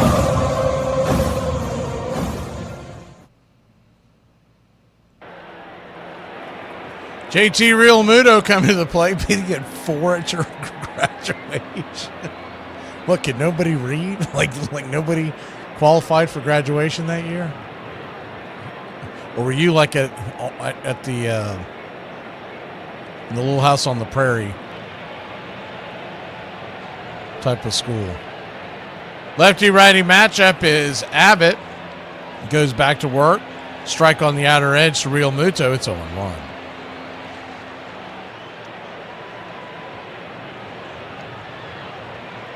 The 0-1. Swing and a miss. It's 0-2. You have 2,400 students. I would have thought you'd have a bigger population than that if you got 600 walk. Oh, you may not have 600 walk. You may just have 600 seniors. The 0-2 pitch, swing, lifts it high and deep into right field. Making the catch at the wall is Benson for a loud out number 1.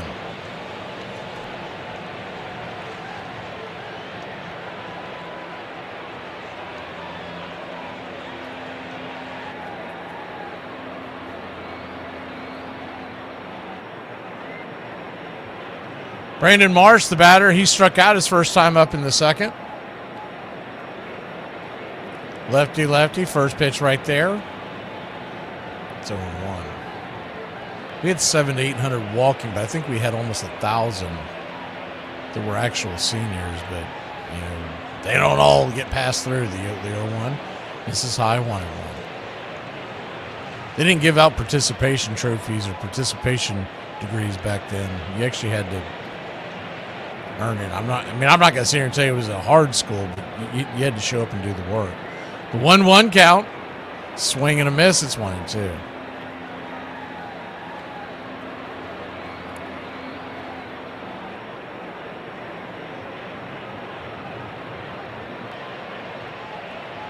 One, two. Turns and kicks. Swing. Chopper over the pitcher's head. This is going to be a tough play, and it'll be an infield single for Brandon Marsh. Baltimore chopper over the mound. And by the time the second baseman, Steer, tried to barehand it, he really had no chance. Went in and out of his hand. So an infield single for the Phillies, trailing 4-1.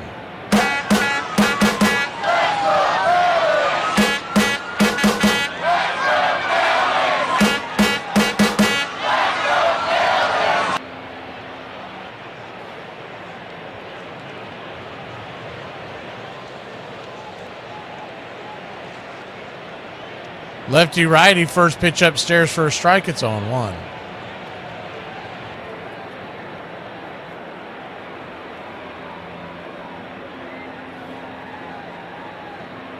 The 0-1.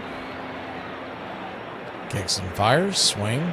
Lifts it over to second, and a leaping grab by the second baseman, Spear. Steer's going to double off Marsh. He thought that ball was getting down into the outfield. He got doubled up, Buttercup. We'll be back in a flash. We'll go to the 5th here in Philadelphia. At the tone, leave your name and message. I'll get back to you. Just a drink. A martini, shaken, not stirred. Hell are you doing? I told you we weren't getting involved. You got us involved when you brought us here. Where are you from? What's your real name? What was it before you changed it? Giuseppe? That's all you need, one thieving wop on the team. It's much better than you stinking Irish. Oh, I like him. Just a drink. He can play. He can't throw. He can't throw and he can't field. Why do you like him? He gets on base. You want answers? I want the truth! He gets on base, so do I care if it's a walk or a hit? You do not. I do not. Just a drink. What draws my admiration? What is that which gives me joy? Just a drink. Baseball. A man stands alone at a plate. This is the time for individual achievement. But in the field, part of a team. Part of one big team. Sunny day, stands full of fans. What does he have to say? Just a drink. I get nowhere unless the team wins. The day may come when the courage of men fail, but it is not this day. Just a drink. Yippee-ki-yay, mother. Forget it, he's rolling. I think he'll ever get out of here. One day, when I got a long white beard and 2 or 3 marbles rolling around upstairs.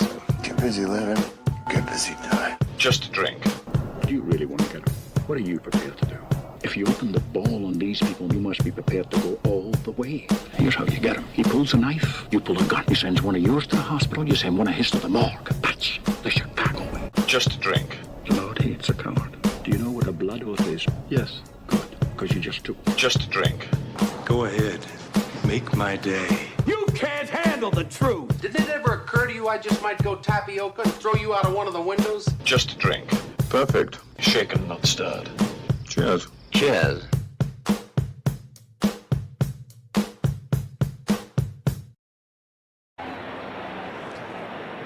Welcome back. First pitch from Aaron Nola as we go to the top of the 5th inning. J.J. Bleday takes it down and away. It's 1-0.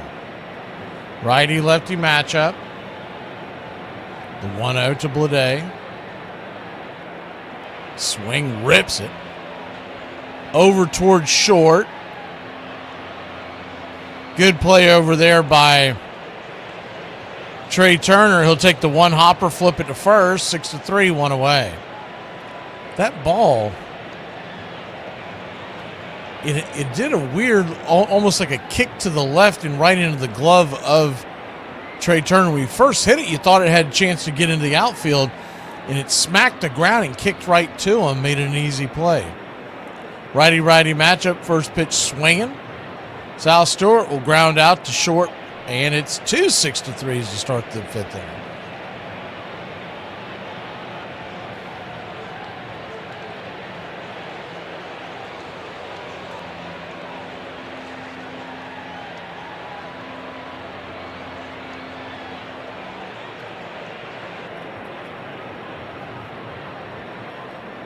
Four runs, 8 hits, 2 errors for Cincinnati, 1 run, 1 hit, no error for Philadelphia. It's not very often that you see a team with 2 errors and they're leading by 3.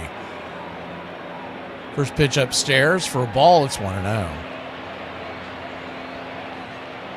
Not only do they lead in the errors at 2-0, they have outwalked or given up more walks than Philadelphia, 3-0. The 1-0 right there at the knees, 1-1. Philadelphia with just the 1 base hit.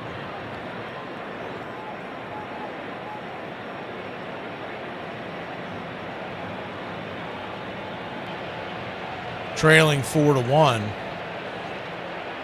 1-1 swing, pops it up. And that should end the inning. F7. Underneath it is Kemp. And we'll go to the bottom of the 5th. Cincinnati 3, Philadelphia 1 here in Pennsylvania. Hey, babe. What? You want to put your ranch in my Hidden Valley? That ain't no Hidden Valley. It's a damn canyon you got down there. Couch. I was just kidding. Working with the Braves for the last couple of years, it's very frustrating. I can't stand giving away outs. I can't stand strikeouts. I can't deal with guy on third, less than 2 outs, not hitting a ground ball to shortstop or second base to get that run in. I can't stand every once in a while not laying down a bunt for your best hitters. All these things that really help you accumulate numbers. They don't care, 100 RBIs. So what? I want to hit 40 dingers. And, this is truly a chicks dig the long ball kind of era. I think having worked with Alex Anthopoulos, they want slug and they want guys who get on base at a high clip, but they don't promote enough, I think, the getting on base part. In order to score runs, you got to get those guys on base. Base hit, right field. Here comes 1 run in. Smith is going to score, and it's a 2-0 ball game. Jumping out to a lead in the 6th game of the World Series really relaxed us. He's had a big series thus far. Look at that reaction. He was allowed to let his hair down to show some emotion. And I think the fans of Philadelphia, they finally went, wow, this guy, he is down-to-earth type of guy. He shows emotion. The fans in this ballpark are beginning to smell their first World Championship. And that was kind of the defining point in Mike Schmidt's career. After struggling, after having these ups and downs, finally lived up to all the hype. The 1-2 pitch, that ball got it swing. The Philadelphia Phillies are the champions of the world.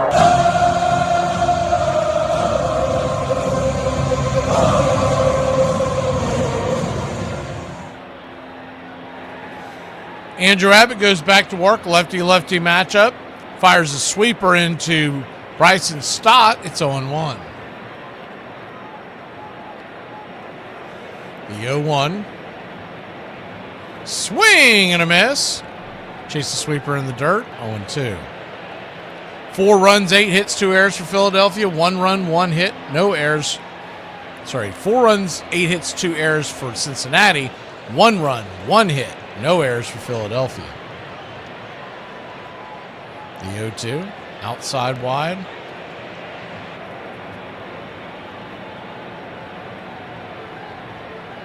One-two count. They set up on the outside part of the plate. Fastball misses high and outside, 2-2.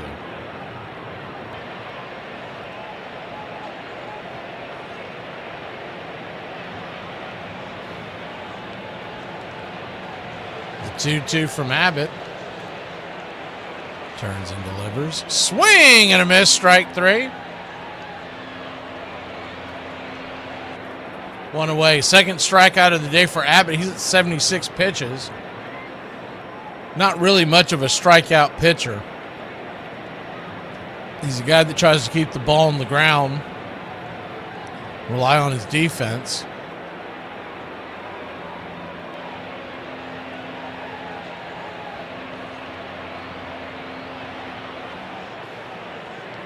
Lefty righty. The first pitch is a curveball to the number 9 hitter, Kemp.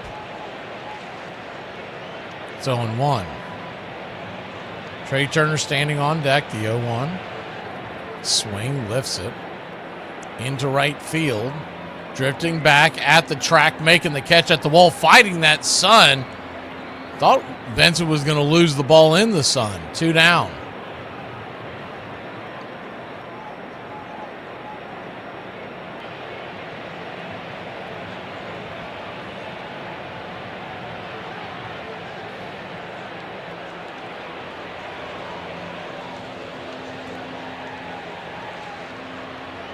Two up, 2 down, and back to the top of the order for the Philadelphia Phillies.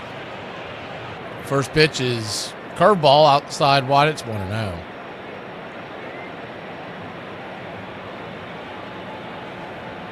It's not the same sport, but what Chipper was saying there a second on that clip about how it drives him crazy, why he doesn't want to be a coach, is the 1-0 right there for a strike. It's 1-1. It's why I can't watch much of the NBA anymore. It used to be one of my favorite sports, or basketball in general. It's not just the NBA. The 1-1 misses high, 2-1. 2-1 count. They used to work the paint, rebounds, passing, all the little things that I enjoyed about the game are gone. Now everybody just stands back and tries to hit a 3. The 2-1 pitch, swing and a miss, 2-2. It's kind of like what drew a lot of us to college football. The reason why a lot of us are leaving is because with the transfer portal and whatnot, it isn't the same. The 2-2 swing, slaps it over to right field, into right field, and that's down for a base hit, and it's a 2-out single for the Philadelphia Phillies.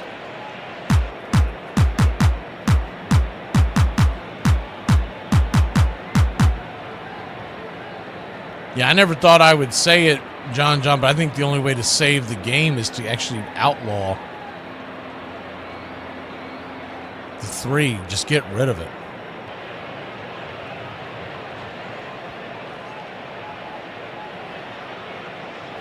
First pitch upstairs for a strike to Adolis Garcia. It's 0-1.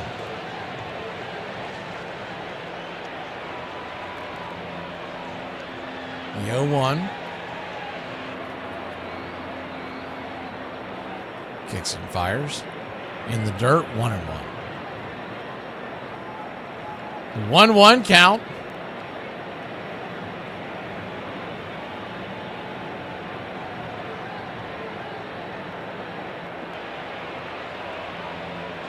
Abbott, pitch 86 of the day.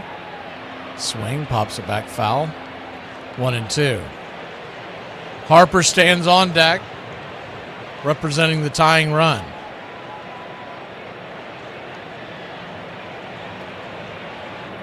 The only game they haven't really screwed up in all my life is baseball. Like, that's the only game that is still pretty close to what I grew up watching. The 1-2. Runner goes, throw down to second base, throw is wide of the bag, and Trey Turner will steal second base with ease. He's in scoring position. Second stolen base of the day for Turner, his 9th overall.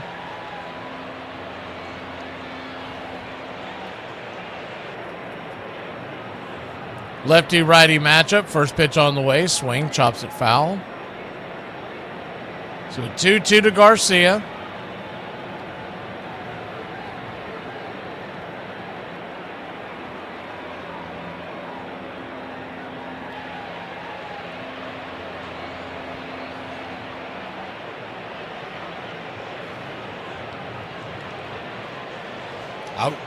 I guess we were just lucky enough to witness the golden era of basketball. The 2-2.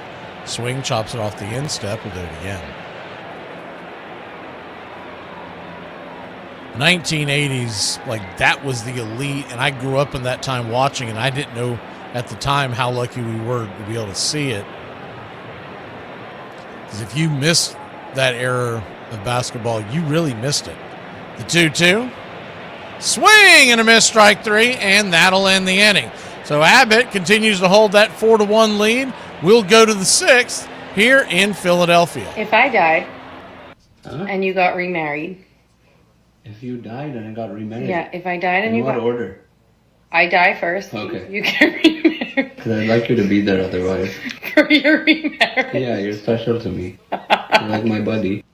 You guys, we haven't been drinking since we quarantined ourselves into the bar, at least since we got stuck in the bathroom. Oh, that's right. Wait. So what are you saying? That we'd never had the flu? We were just having alcohol withdrawal? Yeah. Alcohol withdrawals? That's great! Is it great? It means we're all alcoholics. Yeah.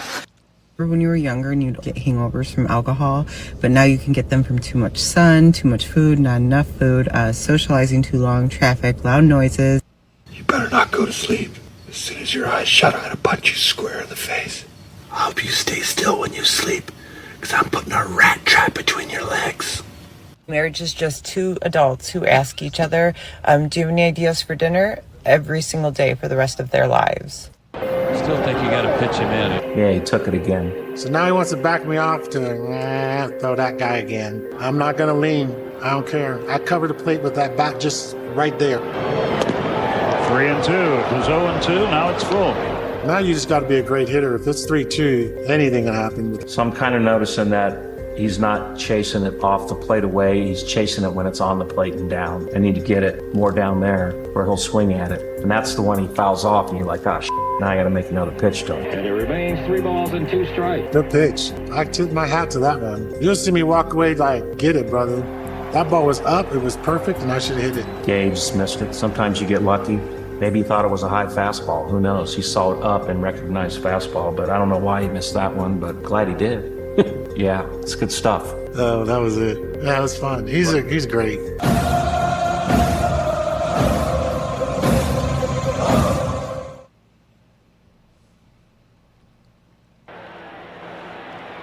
Welcome back.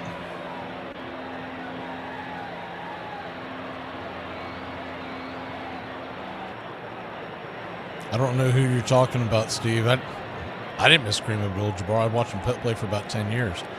Lefty-lefty matchup. First pitch on the way. Swing. Low hits it up the middle, and that'll be an easy 6-3. And Turner's been busy today. One away. Kareem was a part of those great Laker teams in the late 70s, early 80s. But the era of basketball that built the league, that saved the league, was Bird versus Magic. If it wasn't for that, nobody would have ever cared about when Jordan came around. Tim Meiza on for the Phillies.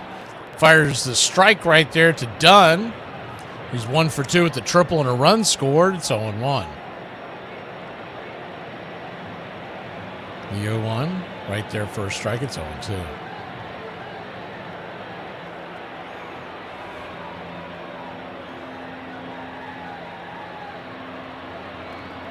So an 0-2 count. Did OKC lose, Tread? I haven't even watched the West. The 0-2. Inside 1-2. And I don't think I'm going to watch any more. I gave it a try with Cleveland and New York last night just because I hadn't watched it in a while, and I just stared at it. I was like, man, this is bad.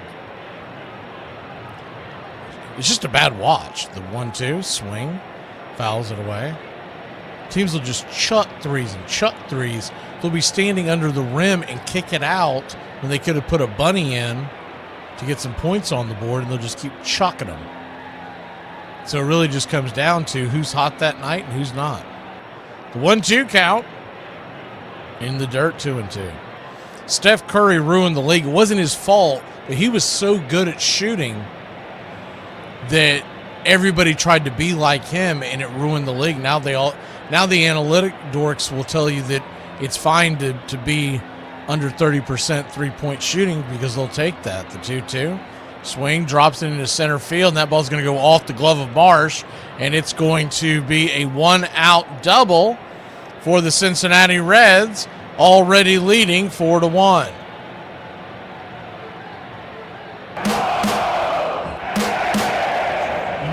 So Dunn with a triple and a double to his name. He's halfway to the cycle.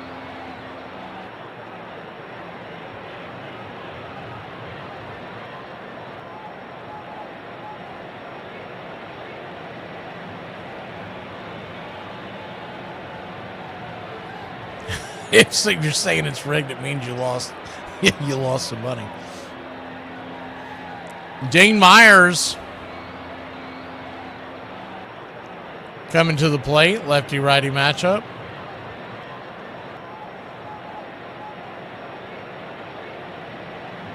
Runner at second. One out. The pitch. Inside. 1-0. Infield is back into the left.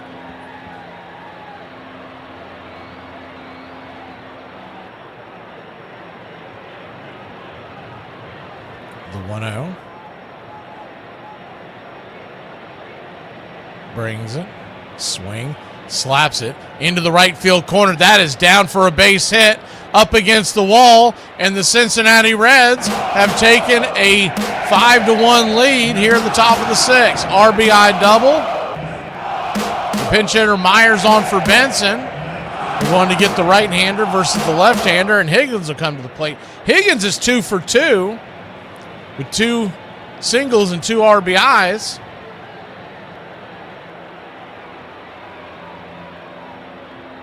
Single to left in the second, single to right in the fourth.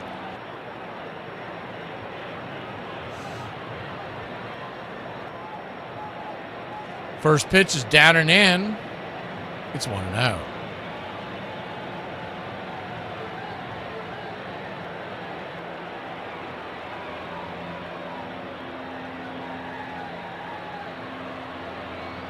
The 1-0. Miza, pitch number 11, down and in, ball 2-0. So a 2-0 count.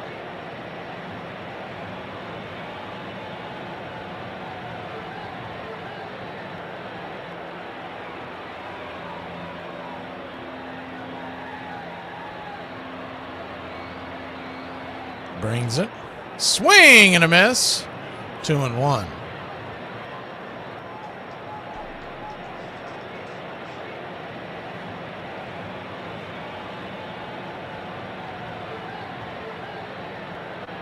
Two-one pitch. Miza looking back the runner. Turns and kicks. Inside. 3-1. I don't think they're anywhere close to making such a drastic change of getting rid of the three-point line, but I think it would help the game. It would help. It would bring in more viewers. People would start appreciating the game for what it was meant to be. The 3-1 swing and a miss. Full count.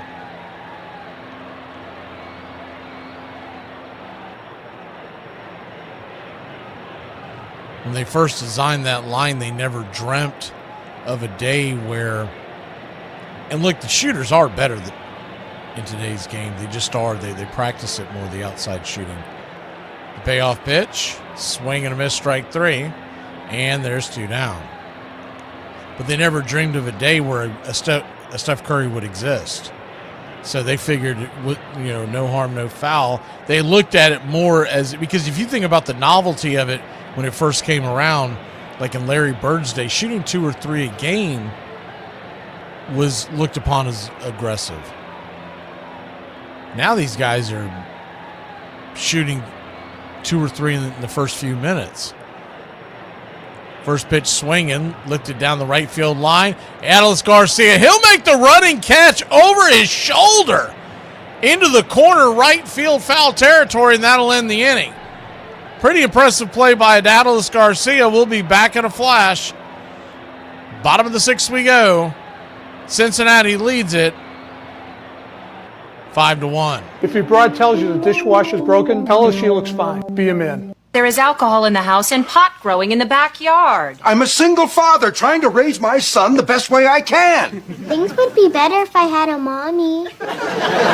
Spend the night. It'll be good for the boy. I get frustrated when I hear guys say, you know me, I'm from Brooklyn. Yeah. And you're like, I don't play that. I don't play that from Brooklyn. And you're like, I've been to Brooklyn. They've like artesian ice cream. It's not what you think it is. Like everyone's in skinny pants and skinny boots. Yeah, and they're like, not that part of Brooklyn. Not that part of real Brooklyn. I grew up in Brooklyn. He deserved it. He's so great for so long. It's just really happy for him. You know, Mike, you could just see it was almost like a sort of a weight was sort of lifted, like we did it. Whew. It turned out to be one of the great things in Philadelphia sports history, if not the greatest. And for me to be in the middle of it and winning the MVP of the World Series, I guess that's the pinnacle of my career, being on a world champion, having that ring. He performed under pressure. He won the championship. He saw the parade. He saw the fans cheering him. He saw how much they loved him.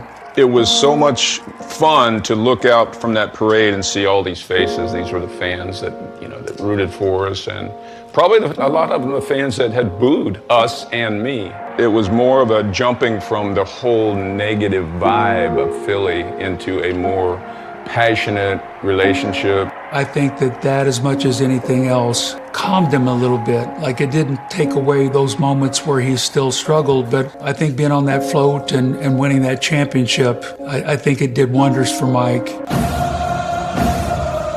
You're listening to Braves Country Radio. Please like and subscribe today, youtube.com/@BravesCountry. Welcome back. Abbott back out there for a sixth inning of work. First pitch, swing and a miss from Harper. It's 0-1. The 0-1. Kicks and fires. Swing, lifts it. High in the left field. Standing flat-footed on the warning track, making the catch is J.J. Bleday. One away.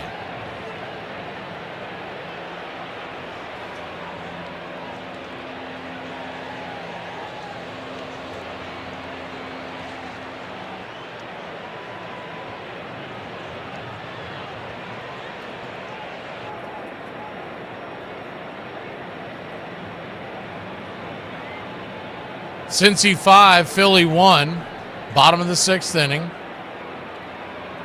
Bleday goes to work versus Bohm, right there for a strike. It's 0-1. 5 runs, 10 hits, 2 errors for the Reds. 1 run, 2 hits, no errors for the Phils. Game 3 of a 3-game set. 1-1. Left-hander Burke is warming up in the pen for the Reds. Brock Burke. Pitch number 95 from Abbott. Just misses the outer clip. 2-1. Got Real Motu and Marsh due up after Bohm. The 2-1 pitch, swing, hammer down the left field line. That ball is gone. A solo shot, and it's a 5-2 ball game. Alec Bohm barely got it over the wall, 355 feet, but it was an absolute rocket. And the Phillies pull within 3.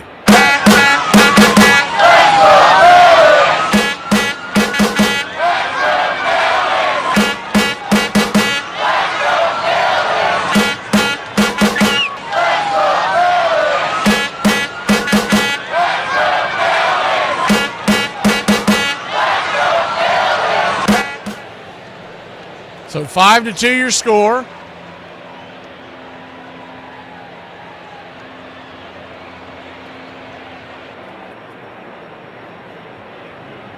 And looks like the left-hander is going to come out of the pen for the Cincinnati Reds, leading by 3, bottom of the 6th here in Philadelphia. We'll be back in a flash.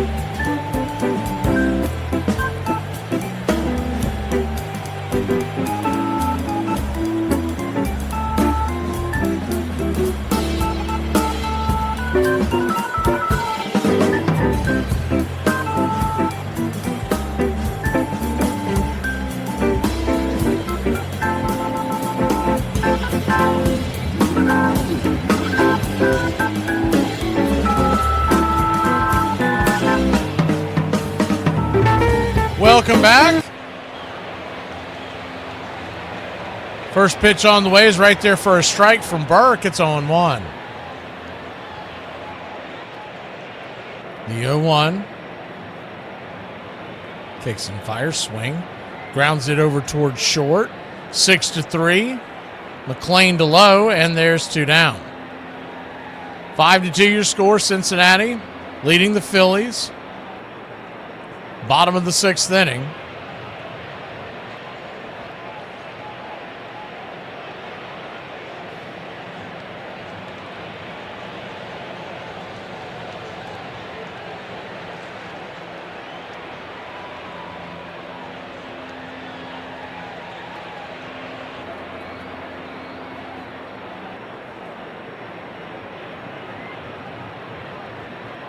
Lefty. First pitch swinging by Brandon Marsh. That ball's going to get grounded into right field. That's through for a base hit.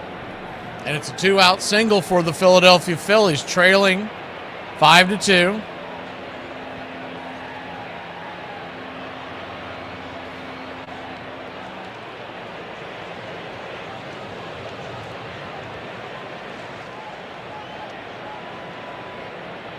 Coming to the plate, right-handed bat of Edmund Sosa. He's 0 for 1 and reached on a catcher's interference.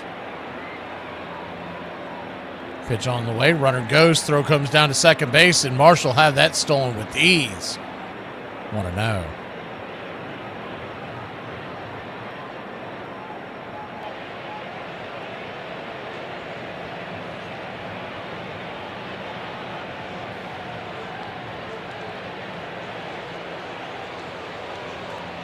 Huge jump there by Marsh.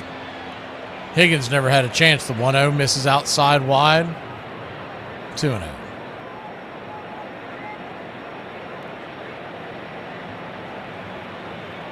So a 2-0 count.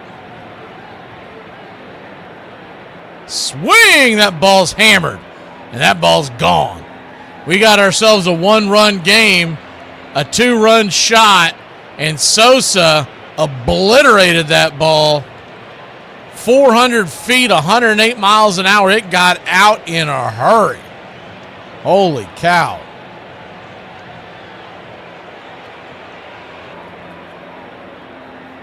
So the Phillies back in it. It's 5-4.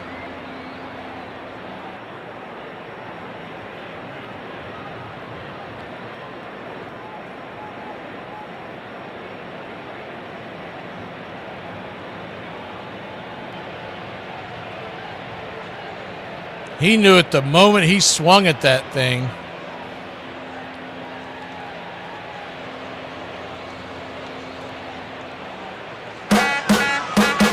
Lefty-lefty matchup as Stott comes to the plate.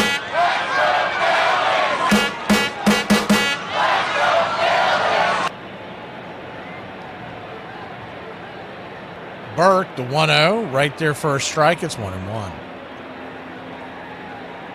So this, the opposite of pulling the right strings out of the bullpen.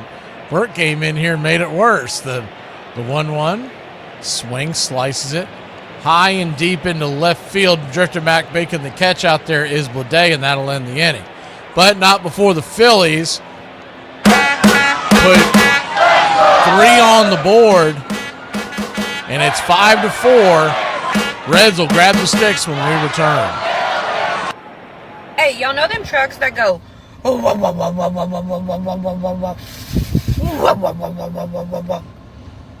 one like that. You know them? No.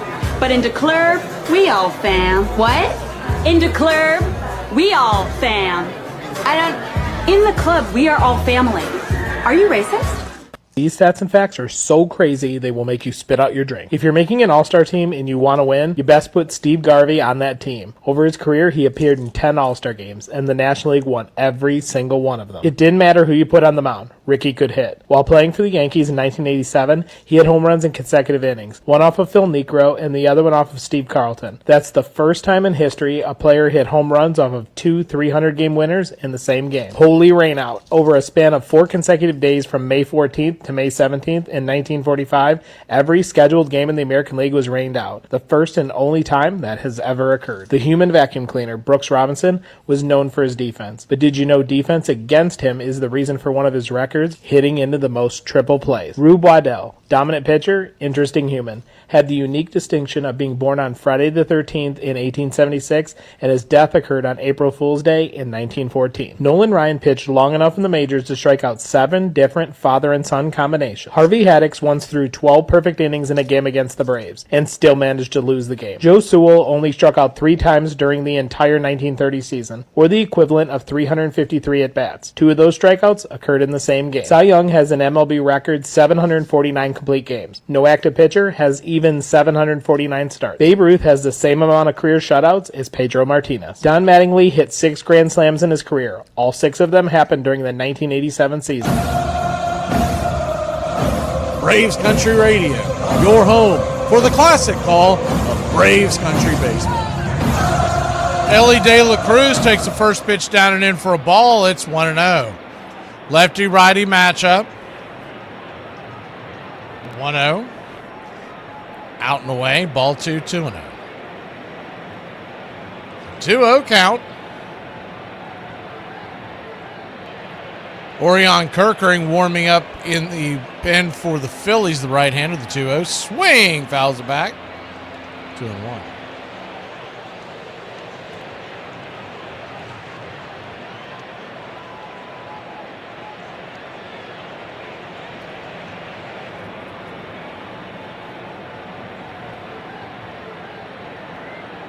Two-one pitch.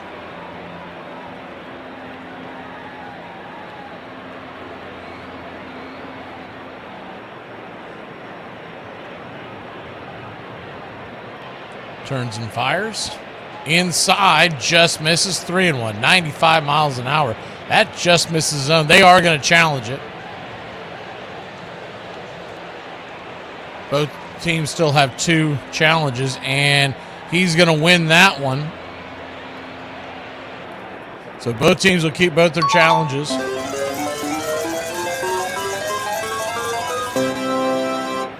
J.J. Bleday stands on deck. The 2-2. Check swing. Did he go around? He did. Strike 3. 1 down. And Ellie will head back down to the dugout. Tried to hold up. That pitch darted in down near his ankles, but he couldn't hold off. So Bleday comes to the plate. He's 0 for 3. The strikeout, fly out, and a ground out.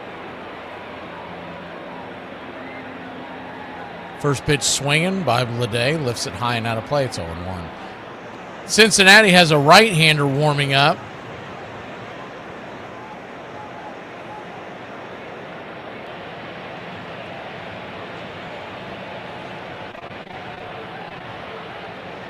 The 0-1, out and away, 1-1.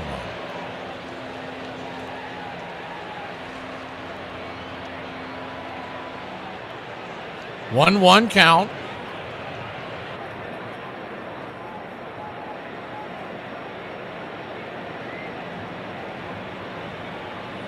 Pitch misses, 2-1.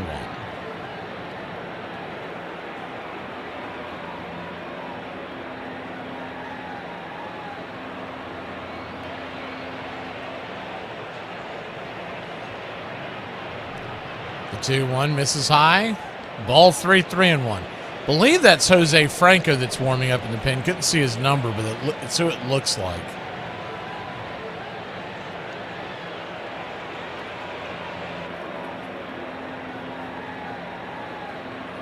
Three-one pitch, just misses, and JT wants to challenge that one.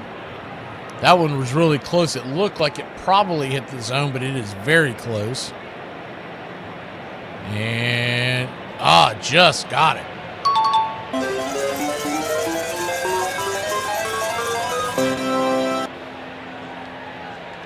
So a full count now. Sal Stewart on deck.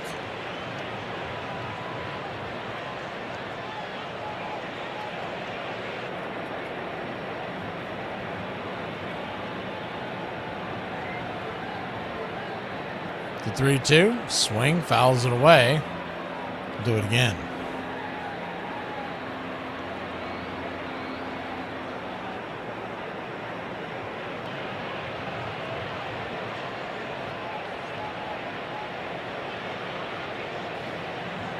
The payoff pitch. Swing, lifts it into left field. Making the diving grab. Looks like he might have trapped it. And they said he did trap it, so it is a 1-out single for... Get this bus moving. Stop. The Cincinnati Reds. Ball diving attempt out there. Just trapped it.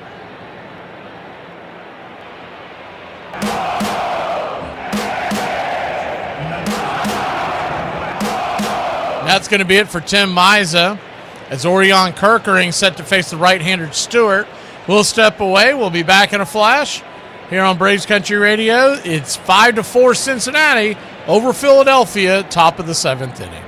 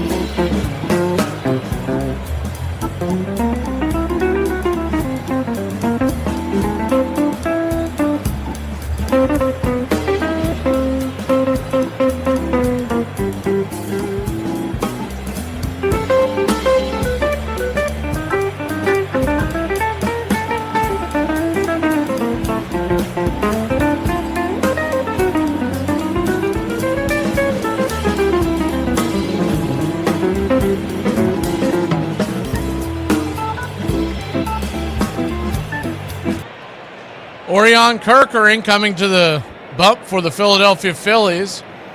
Cincinnati 5, Philadelphia 4. Runner at first, 1 out. Top of the 7th inning. First pitch on the way to Sal Stewart is inside. This is off the hands. It's 1-0. 1-0. Brings it down and away. 2-0.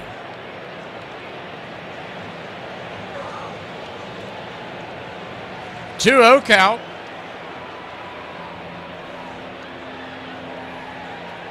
Kicks and fires. Right there on the inner part of the paint, 2-1. Minnesota leads Houston 4-1. The 2-1 pitch. Right there, 2-2. Looks like they are in the 5th inning.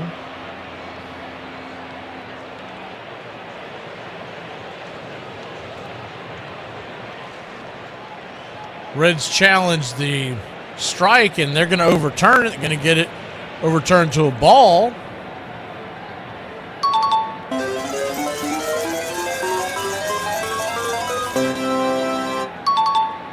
So a 3-1 count.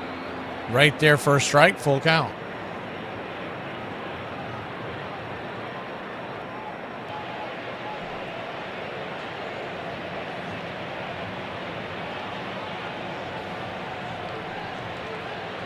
Sal Stewart will step out of the box, a 3-2 count. Cincinnati clinging to a 1-run lead, trying to get some insurance. The pitch, swing, hammers it towards right field. That's down for a base hit. Runner was on the move. He's heading towards third. They're going to get him. Now they're going to say he's safe. He held the bag. I don't know how he held that bag. It looked like he was fading off of it. See if Don Mattingly wants to challenge this. It's an extremely close play. Very good throw by Garcia. Honestly, I don't know how Sosa didn't end up turning that into an out. A perfect throw from Adolis Garcia, one hopper. And it looked like when Sosa caught it, he kind of almost handcuffed him to the point where it took him a second to adjust and find the runner.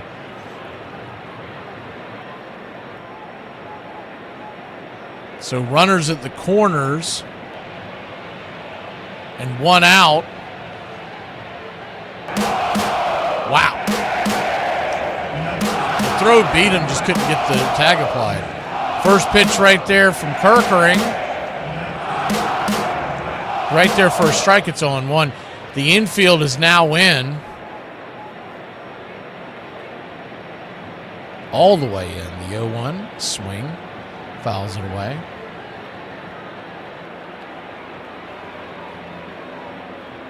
Oh, and 2. Standing on deck is Nathaniel Lowe. The 0-2 swing. Fouls it straight back.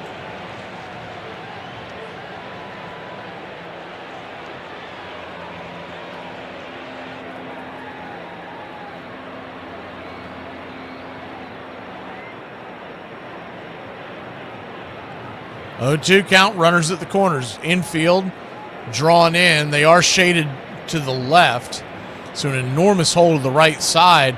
Your steer can punch it that way. The pitch, outside wide, 1-2. Baltimore leads Tampa Bay 3-1.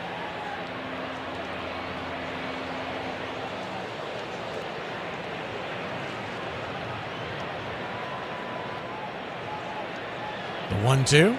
Swing and a miss, strike 3. Got him with the sweeper up top. They call him that a sweeper. That's more of a slider.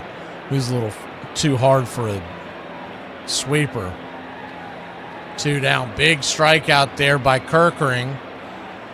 Now it's up to Lowe to try to come through for the Reds. He was a touch behind that pitch.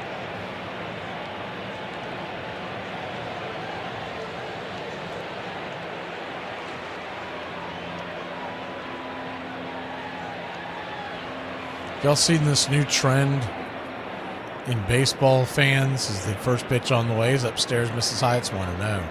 They're doing it in Tampa right now, and I believe we've seen it in Detroit and a couple other cities, but they call it lifting the tarps, and it's when all the guys in a certain area of the stands is the 1-0. Upstairs for a strike, it's 1-1. They take their shirts off and start waving it like a terrible towel type thing. Something that you would expect to see like in a college, like in a Big Ten college football stadium, you know, on a cold day where they're doing it to show that they can be shirtless, as the 1-1 misses outside 2-1. When they're doing it in these baseball stadiums, obviously it's not cold, so it's not, to me it doesn't ring as true, but they call it lifting the tarps. The 2-1 pitch, swing, that ball's hammered into right center field, going back on the track. It's going to go off the wall. That ball's going to get down where the green grass grows. 1 run will score at 6-4 Cincinnati. 2 runs will score at 7-4. The Reds have taken a 3-run lead here in the top of the 7th inning. 108 miles an hour off the bat. Lowe scorched that puppy into right center field. I think he thought he got all of it. He started doing kind of like that trot. He did make it to second base, so he must have kicked it into gear shortly after that. But he had a home run trot thinking he had gotten a hold of that all. It hit at the bottom of the... Hit at the base of the wall out there in right center is the first pitch to Dunn. 2 for 3 on a day with a double and a triple. It's 0-1. Well, that ball was hit so hard he knew nobody was catching it, that's for sure. The 0-1. Swing and a miss. It's 1-1. 1-1 count.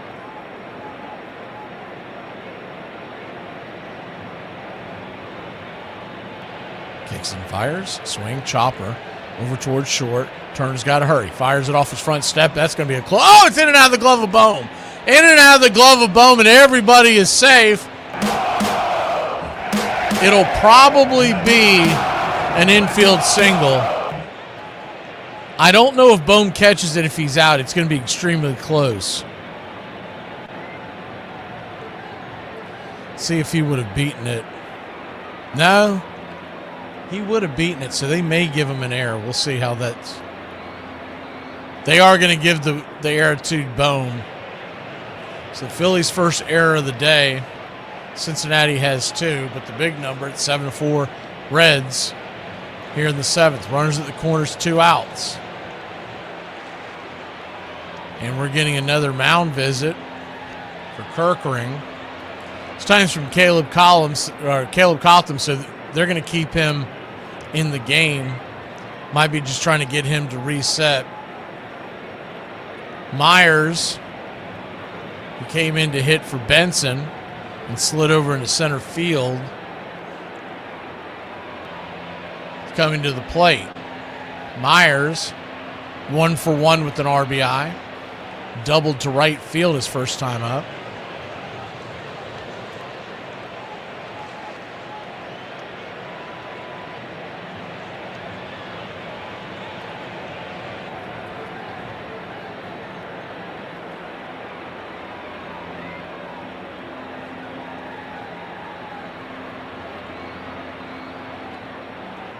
So runners at the corners, 2 outs, 7-4 your score.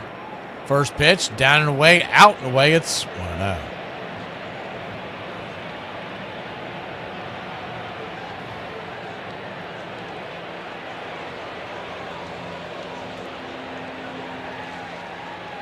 The 1-0. Top of the zone. Called for a high strike. 1-1.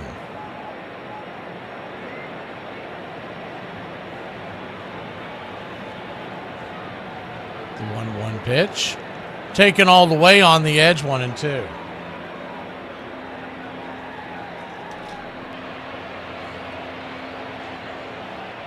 Seven runs, 13 hits for the Reds, 2 errors. 4 runs, 5 hits for the Phillies, 1 error.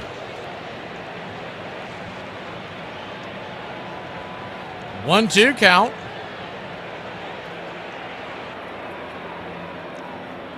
Down and away with the sweeper. 2-2.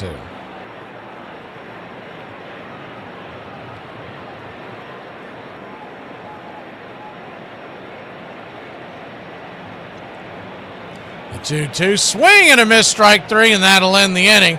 But not before the Cincinnati Redlegs take a 3-run lead. We'll be back in a flash.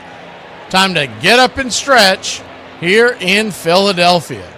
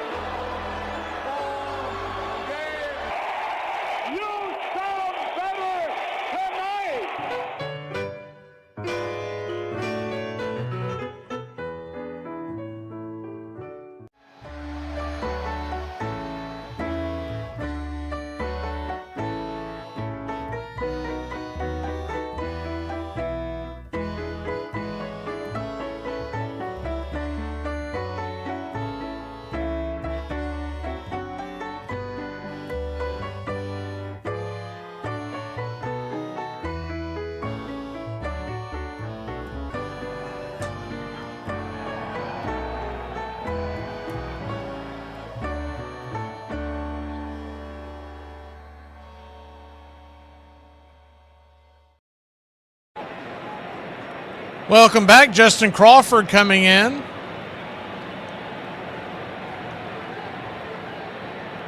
He's pinch hitting for Kemp, the number 9 hitter. First pitch on the way is a four-seamer from Phillips coming into the game, so they ended up changing that out. Maybe it's because they took the 3-run lead, not sure. But any way you look at it, Connor Phillips is on to pitch for the Reds. It's 1-1. Phillips, 6'2", 209-pounder. Out of Houston, Texas. 1-1. Upstairs for a strike. It's 1-2. He was drafted in the 64th overall pick by the Seattle Mariners back in 2020. The 1-2. Swing, fouls away. We'll do it again. That was back when you only had 5 rounds in the baseball draft because of the pandemic year.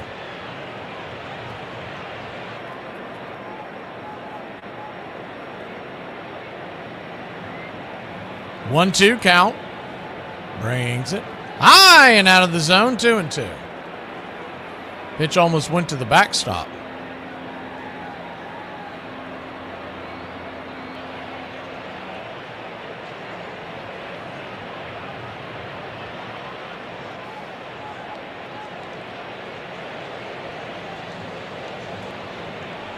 The 2-2. Swing pops it up. Can of corn, right side, foul territory, third base. Sal Stewart's got the catch, and there's one away.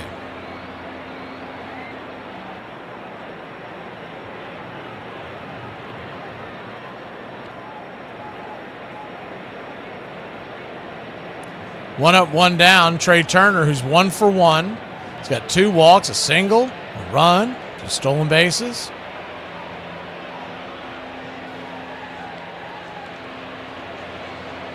First pitch is high and inside. It's 1-0. 1-0.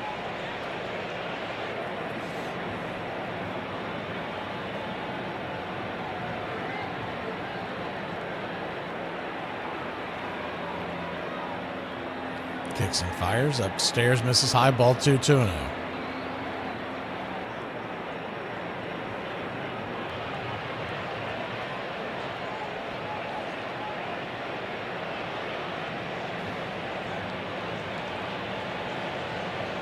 Two-0 count, fouls it back. 2-1. Reds 7, Phillies 4, bottom of the 7th inning.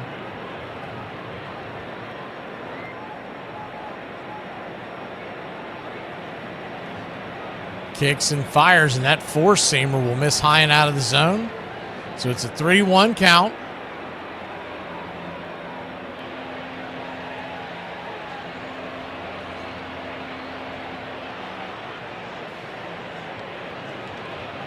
Swing, lifts it into right field, fighting the sun out there. That sun smacking him in the face. Making the catch out there is Dunn, who started in center field today, now in right, and there's 2 down.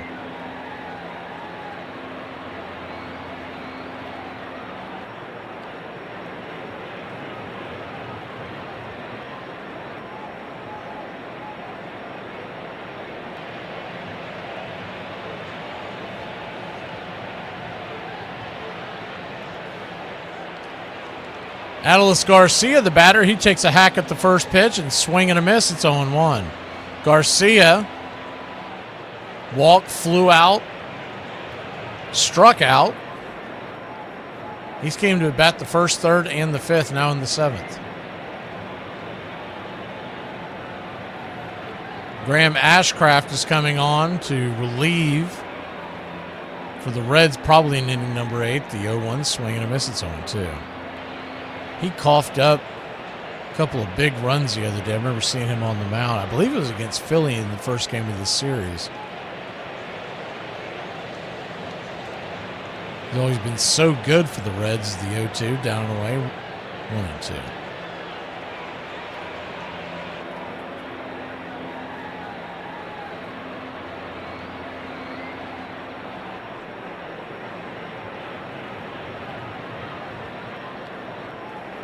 1-2.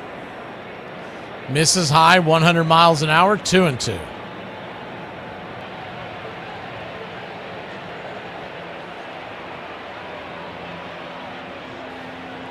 The 2-2 from Phillips. Way outside wide. Full count.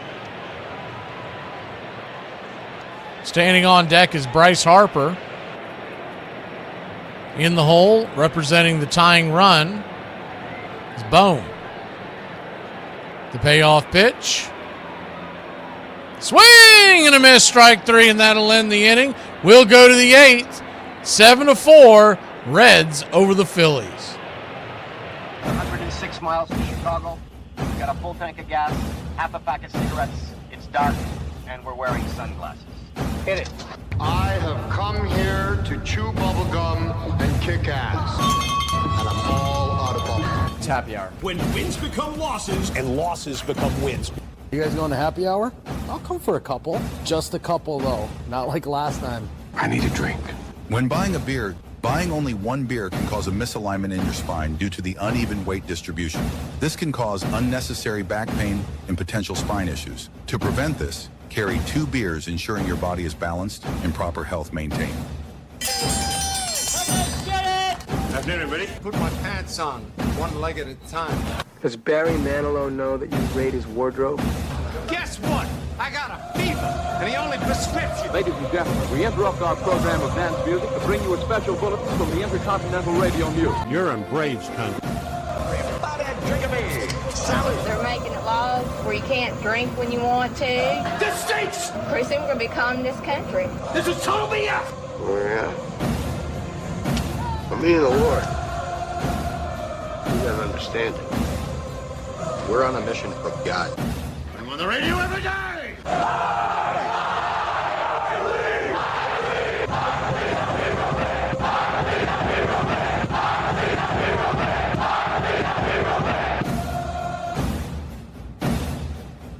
If you want to stop me, you're going to have to kill me!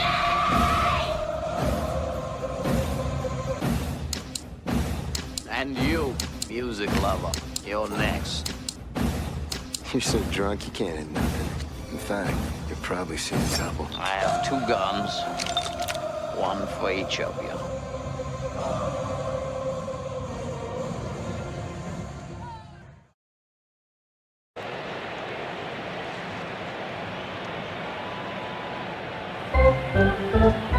Brad Keller, the right-hander, coming on for the Phillies.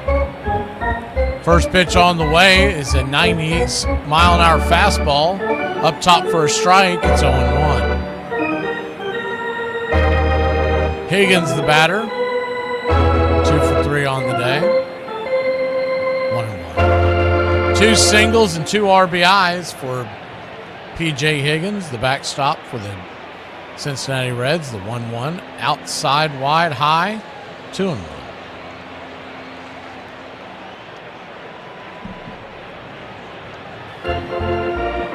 Standing on deck is McLean. Ellie De La Cruz is in the hole. The 2-1 pitch.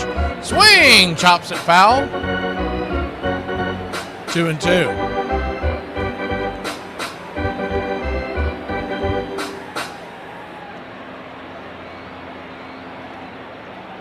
The 2-2 from Keller. Swing, pops it back, foul.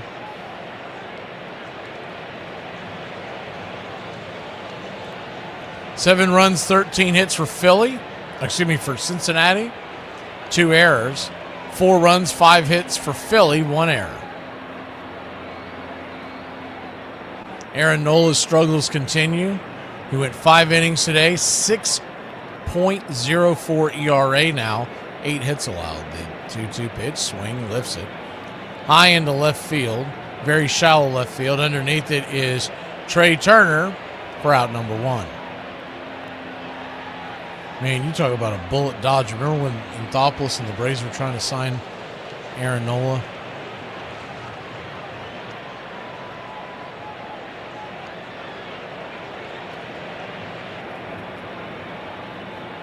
We wouldn't have Chris Sale right now. We'd be rolling with Nola. Whoa. First pitch is right there for a strike. It's 0-1.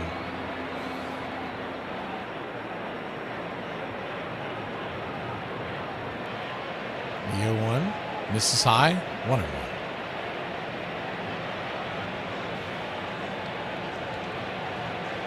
1-1 count. Just misses. 2-1. Very surprised that JT Realmuto did not challenge that. The 2-1 pitch. Swing and a miss. 2-2. That ball looked like 75% of it was in the zone. He tapped the plate like he wanted to, but he just couldn't pull the trigger. The 2-2 fouls it straight back. We'll do it again. I mean, if you've got 2 challenges in the 8th inning and you think that's a strike, I don't see what the harm is of go ahead and pulling the trigger. The 2-2 misses high, 4-seam, 97, full count. Reds 7, Phillies 4. The 3-2 pitch swing, hits it up the middle, and backhanded by Stott. 2 down.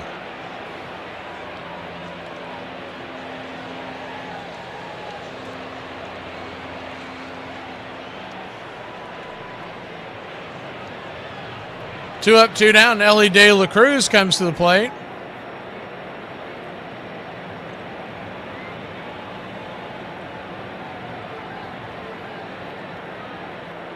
First pitch to Cruz is below the knees. Called for a low strike. It's 0-1.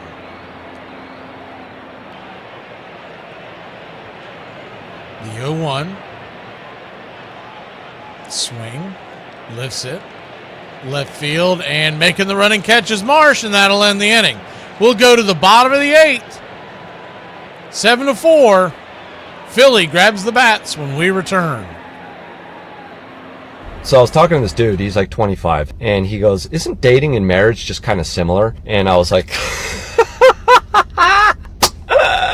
and then I realized that he was serious, and I said, look, when you're dating and it's Friday night, you're like, where are we going? And when you're married, you're like, what are we watching? And when you're dating, she's like, I had a really good time tonight. I'll text you. And when you're married, she's like, I'll text you the grocery list. And when you're dating, she'll nudge you on the shoulder to be playful. And when you're married, she'll do that because you're snoring.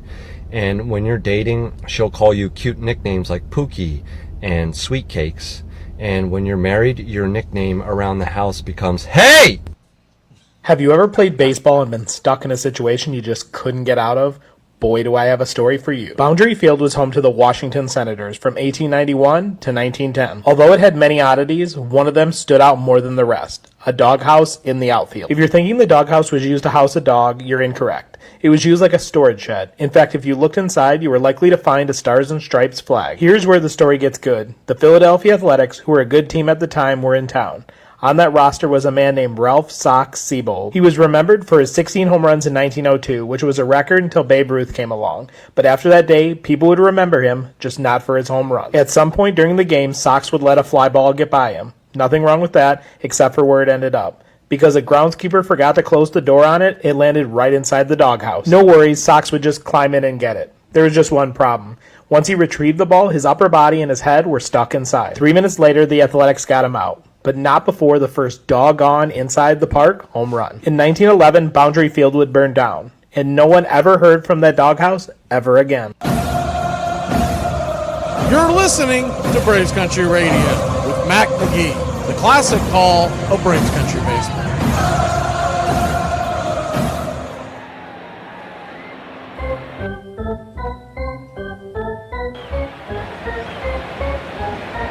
Hope you're enjoying your Wednesday afternoon here in Braves Country. Game 1 of a double dip. Reds lead the Phillies 7-4. Bottom of the 8th we go. First pitch by Bryce Harper. Swing and a miss. It's 0-1. Game 2 tonight. Coming on the air about 6:15. Braves Marlins. Chris Sale Day for Atlanta. 0-1 upstairs for a strike. It's 0-2. Bryce Harper wants to challenge that. It looked like it hit the top of the zone, but we'll see what the ABS challenge says. And it did hit. Wrong, wrong, wrong, wrong. Wrong, wrong, wrong, wrong. You're wrong. You're wrong. So an 0-2. Swing. Hammers it down the right field line. Plenty foul. Ashcraft on for the Reds, the right-hander.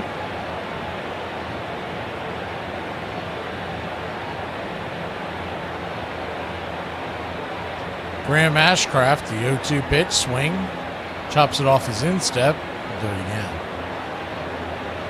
Big Graham Ashcraft, 6'2", 250-pounder out of Huntsville, Alabama. Went to college at UAB, the Blazers. The 0-2 to Harper. Swing and a miss, strike three. Slider down and in, and there is one away.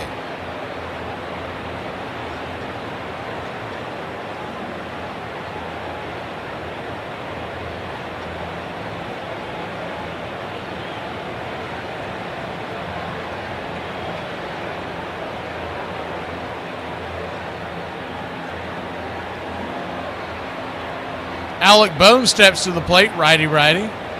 First pitch swinging. Slider out in front. It's a 1.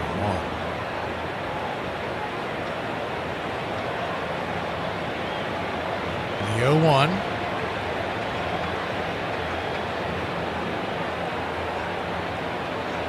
Brings it. Swing. Slaps it backwards. It's 0-2.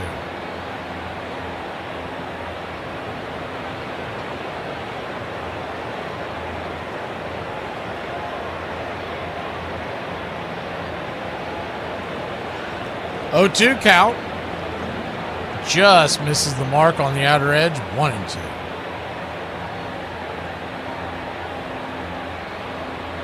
Standing on deck is JT Realmuto. 7-4 your score. Cincinnati leads Philadelphia. We're in the bottom of the 8th. The 1-2. Swing and a miss, strike 3. And there's 2 down. Got that slider working for Ashcraft. He was a former starter for Cincinnati, and I always thought he had good stuff and pitched pretty well, but he would run into spots, and this honestly, you can draw a lot of parallels with him and Raylo, where if he wasn't completely on the second time, third time through the order, he'd run into trouble. First pitch swinging by JT Realmuto, lifts it high, deep, right center field, back on the track, making the catch at the wall for a loud out number 3 is Myers, and that'll end the inning. We'll go to the top of the 8th. Cincinnati Reds trying to bring some good news to Braves country, up 7-4. I know I don't wipe my ass and it stinks when I walk past you in public, but there is no reason for you guys to be making... Oh! We need to talk to you, huh? Are you guys gangsters? Shut up! Listen, rumor has it that somebody that works at this bar found a certain something that belongs to us. A certain something which may or may not have fallen off a certain truck, huh? And a certain somebody that we know thinks they saw that certain someone pick it up and take it back to that certain bar, which may or may not be the place that we happen to be or not be. And I gabish, huh?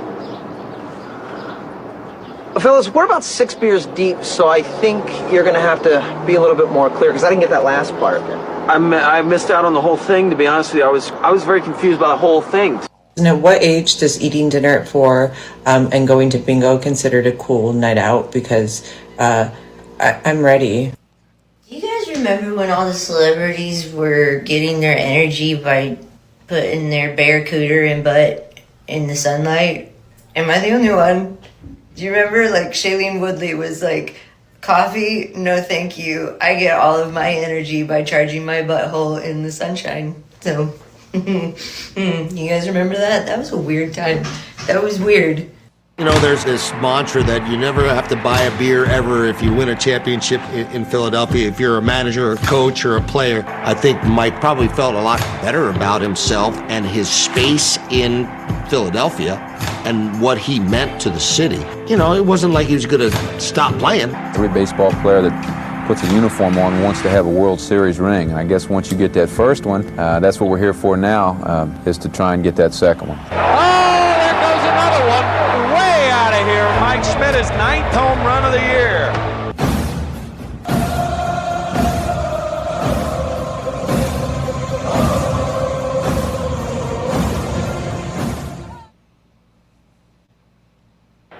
Jose Alvarado, the southpaw, coming on for the Phillies. Trying to keep it right where it's at.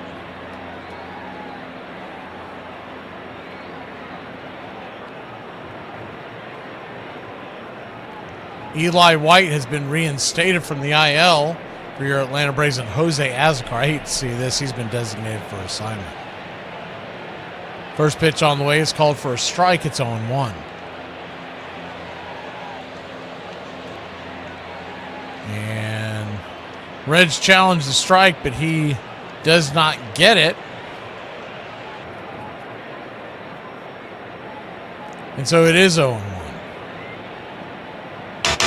Wrong, wrong, wrong, wrong. So they're down to one. Wrong, wrong, wrong. You're wrong. 0-1 pitch, swing, drops it into center field, and that is a leadoff single for the Cincinnati Reds. Good piece of hitting there by the Reds.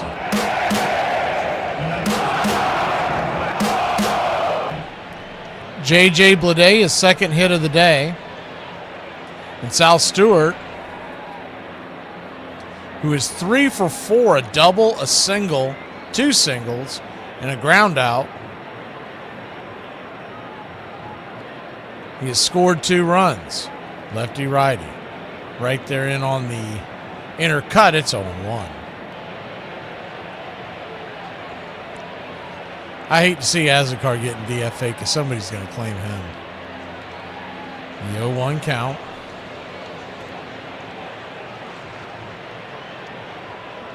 Swing, fouls it away, it's 0-2. That's just a numbers game is what that all comes down to.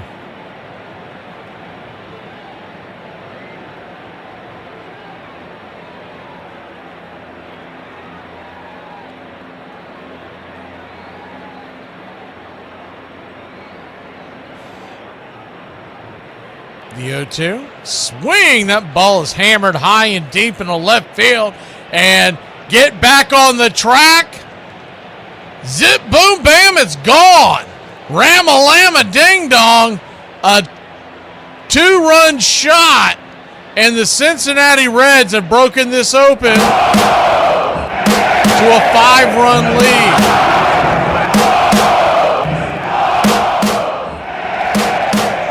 Holy cow.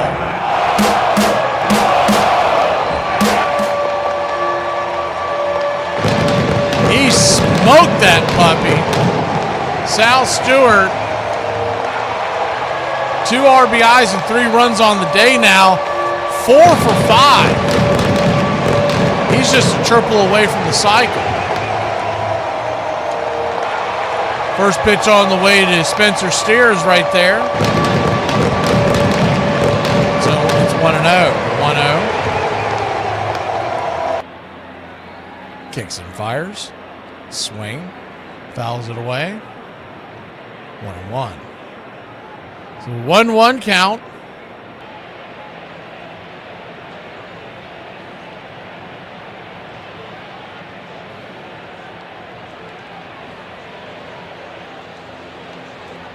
Brings it. High and out of the zone, 2-1. Maybe we'll get lucky and someone won't claim Azocar, but I just have my doubts. I feel like somebody is going to grab Azocar off the DFA claims and give him a major league roster. The 2-1 pitch, swing, lifts it. Down the right field line, giving chases Garcia for out number 1. Just a numbers game. There's no one else you could have really dropped unless you're just going to drop Eli White. And I know they don't want to do that, but you got to have a backup catcher. And the only other option would be to get rid of Mateo. I don't want to lose Mateo. He gives you way too much. It's the first pitch right there from Alvarado is a sinker at the knees. It's 0-1. Jorge Mateo gives you way too much flexibility in your lineup to be able to give guys days off in the infield. The 0-1, swing and a miss. It's 0-2.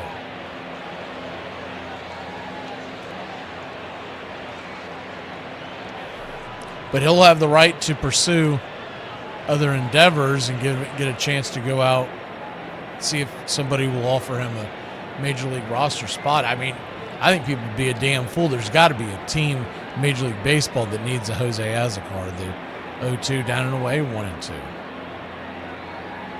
1-2 count.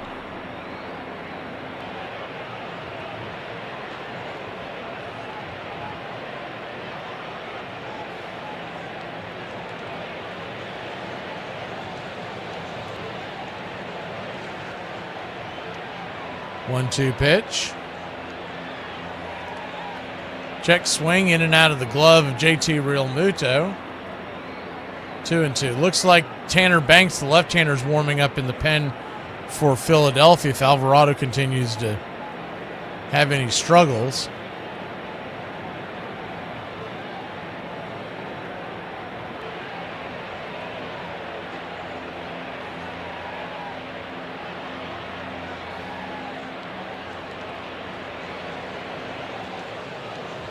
The 1-2. Down and away, 2-2.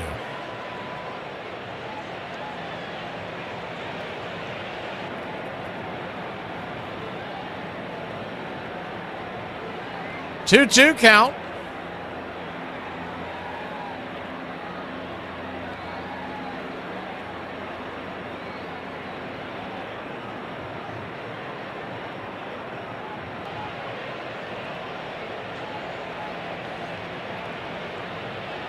Pitch on the way. Swing and a miss. Strike three. Chase the cutter off the edge, and there's two down.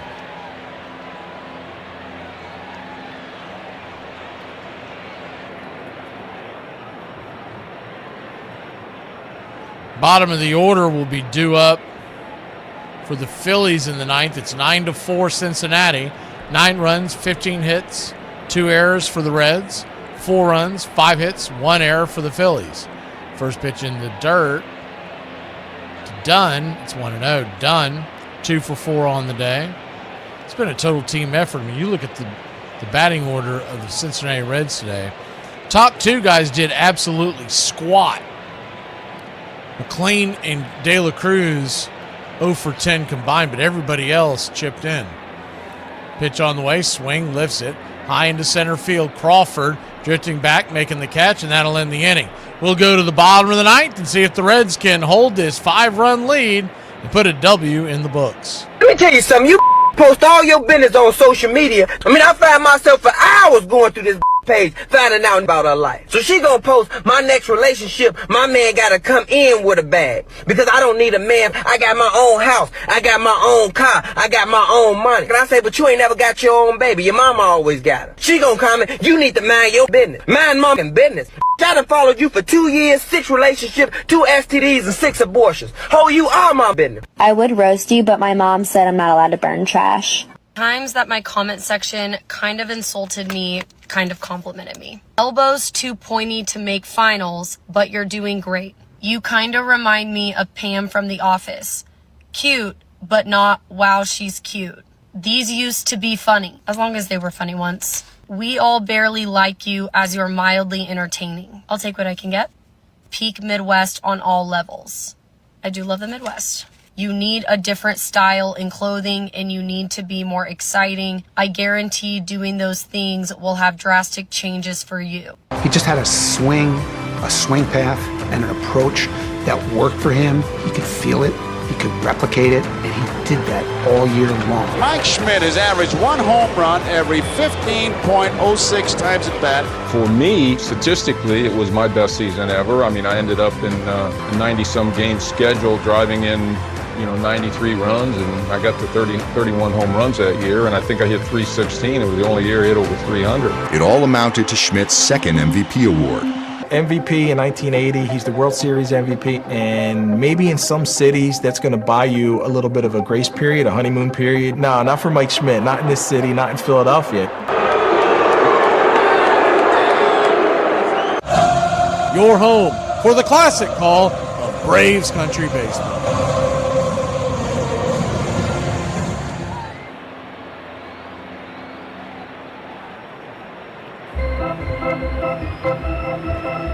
Nine to 4 your score. We go to the bottom of the ninth. Phillies' last chance. Moles coming on the mound for the Redlegs. Marsh coming to the plate for the Phillies. It'll be Marsh, Sosa, and Stott. Lefty-lefty matchup. Mole brings it. Right there.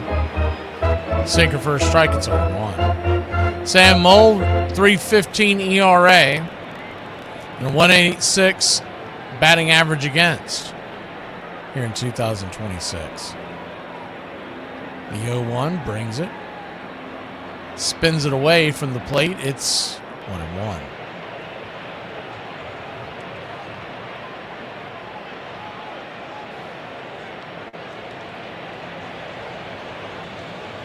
One count. Swing, chopper. Over to first, excuse me. It's going to be a 3-1 put out. One away. What is Dog talking about? You can't read the screen or something? I don't know. Anyways, 9-4 your score.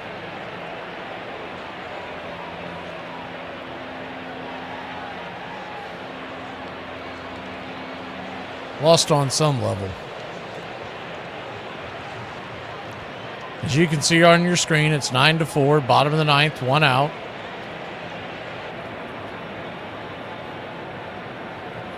And just a heads up, we don't control that scoreboard anyways. That's why I'm always giving the score. Pitch is right there for a strike. Right there on the inner cut, it's 0-1. The 0-1. Sam Mole comes set, brings it from the belt. Swing and a miss. Change up, it's 0-2. An 0-2 count. Standing on deck is Stott. Kemp is in the hole. Reds lead by 5, 9-4.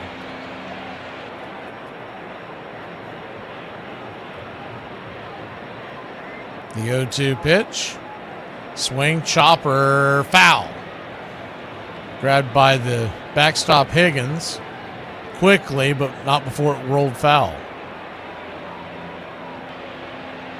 Tonight you got Sale versus the Marlins, 6:15. First pitch, 6:40. He'll be going up against Jansen Junk. We'll have an Eli White sighting as he's off the IL, the 0-2. This is outside, 1-2.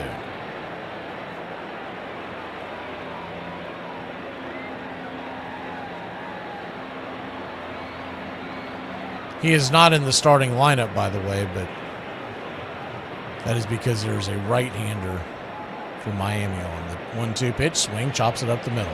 Grabbed over there by second baseman Stair, fires it to first, and gets him by a step. Sosa busting it down the line, 2 down.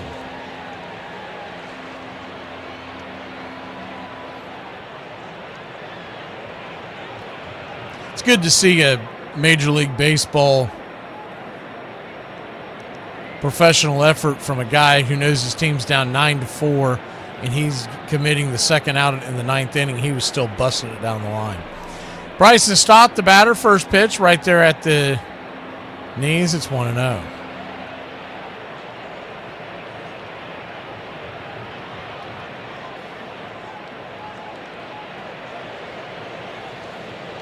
The 1-0.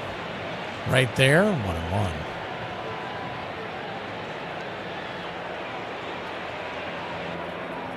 So 1-1 count.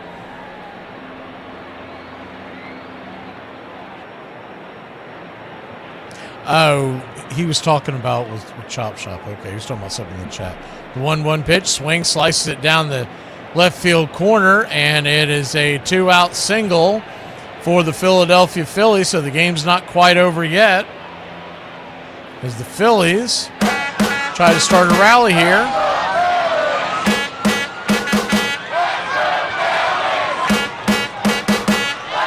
Kemp will come to the plate. Make that Crawford. Filled in for Kemp a little while ago, back in the 7th. Crawford's 0 for 1. Bryson Stott with his 8th double of the season. First pitch, right there, outer edge, 0-1. The 0-1. Man, they get... I wish I had time to save this and put it on the screen, but they've the most unflattering picture they could give to Chris Sale tonight on the Braves social media. He looks like a crazy old man. The 0-2. Swing and a miss, strike 3, and that'll do it. Reds win. Reds win. The Cincinnati Reds win. 9-4. 9 runs. 15 hits. 2 errors for Cincinnati. 4 runs, 6 hits, 1 error for Philly. Nola will drop to 2-4 with a 6.04 ERA. Abbott will improve to 4-2 with a 3.97 ERA. Player of the game, we'll give it to Sal Stewart. He went 4 for 5, 2 RBIs, 3 runs, and the Reds take a series from the Phillies in Philadelphia, just as they were starting to warm up their championship banner parade. We'll see you tonight in about a little over 2 hours, 6:15 Eastern, Braves and Marlins, Chris Sale versus Jansen John.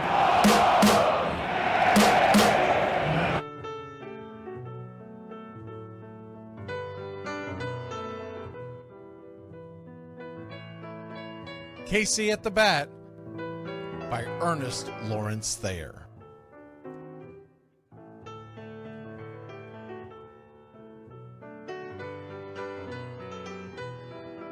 The outlook wasn't brilliant for the Mudville Nine that day.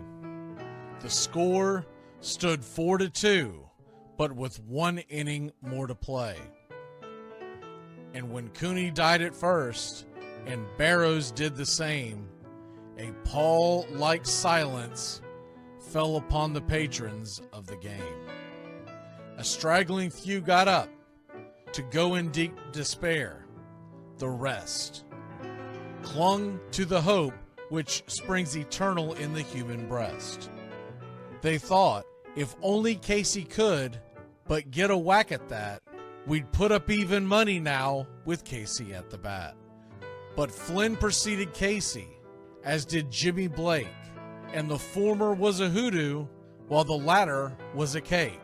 So upon that stricken multitude grim, melancholy sat, for there seemed but little chance of Casey getting to the bat.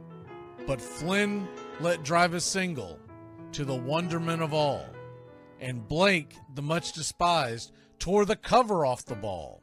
And when the dust had lifted and men saw what had occurred, there was Jimmy safe at second and Flynn a hugging third. Then from 5,000 throats and more rose a lusty yell. It rumbled through the valley, it rattled in the dell. It pounded on the mountain and recoiled upon the flat, for Casey, mighty Casey, was advancing to the bat. There was ease in Casey's manner as he stepped into his place. There was pride in Casey's bearing, and a smile lit Casey's face. And when responding to the cheers, he lightly doffed his hat. No stranger in the crowd could doubt 'twas Casey at the bat. 10,000 eyes were on him as he rubbed his hands with dirt. 5,000 tongues applauded when he wiped them on his shirt. Then while the writhing pitcher ground the ball into his hip, defiance flashed in Casey's eye, a sneer curled Casey's lip. And now the leather-covered sphere came hurtling through the air, and Casey stood a-watching it in a haughty grandeur there. Closed by the sturdy batsman, the ball unheeded sped. That ain't my style, said Casey. Strike one, the umpire said. From the benches black with people, there went up a muffled roar, like the beating of a storm waves on a stern and distant shore. Kill him! Kill the umpire! Shouted someone on the stand, and it's likely they'd have killed him had not Casey raised his hand. With a smile of Christian charity, great Casey's visage shone. He stilled the rising tumult, he bade the game go on. He signaled to the pitcher, and once more the dun sphere flew. But Casey ignored it, and the umpire said, strike two! Fraud! Cried the maddened thousands, and echoed answered fraud. But one scornful look from Casey, and the audience was awed. They saw his face grow stern and cold. They saw his muscles strain. And they knew that Casey wouldn't let that ball go by again. The sneer is from Casey's lip. His teeth are clenched in hate. He pounds with cruel violence his bat upon the plate. And now the pitcher holds the ball. And now he lets it go. And now the air is shattered by the force of Casey's blow. Oh, somewhere in the favored land, the sun is shining bright. The band is playing somewhere, and somewhere hearts are light. And somewhere men are laughing, and somewhere children shout. But there is no joy in Mudville. Mighty Casey has struck out. Casey at the Bat, Ernest Lawrence Thayer, published June 3rd, 1888. San Francisco Examiner.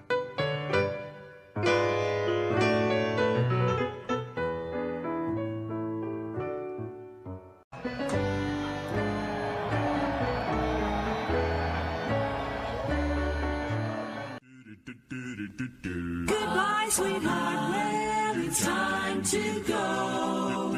We're back tomorrow with another show. Well, unless we're fired, we'll talk to you then. Goodbye, sweetheart, goodbye. Goodbye. Guys and gals, it's time to go. We'll see you on the next show. Same bat time, same bat channel. It's closing time, y'all. You don't have to go home, but you can't stay here. Have a great one. On your way out, please like and subscribe. And don't forget to tip your favorite bartender. We'll see you. I'm Mac McGee, signing off for Braves Country Radio.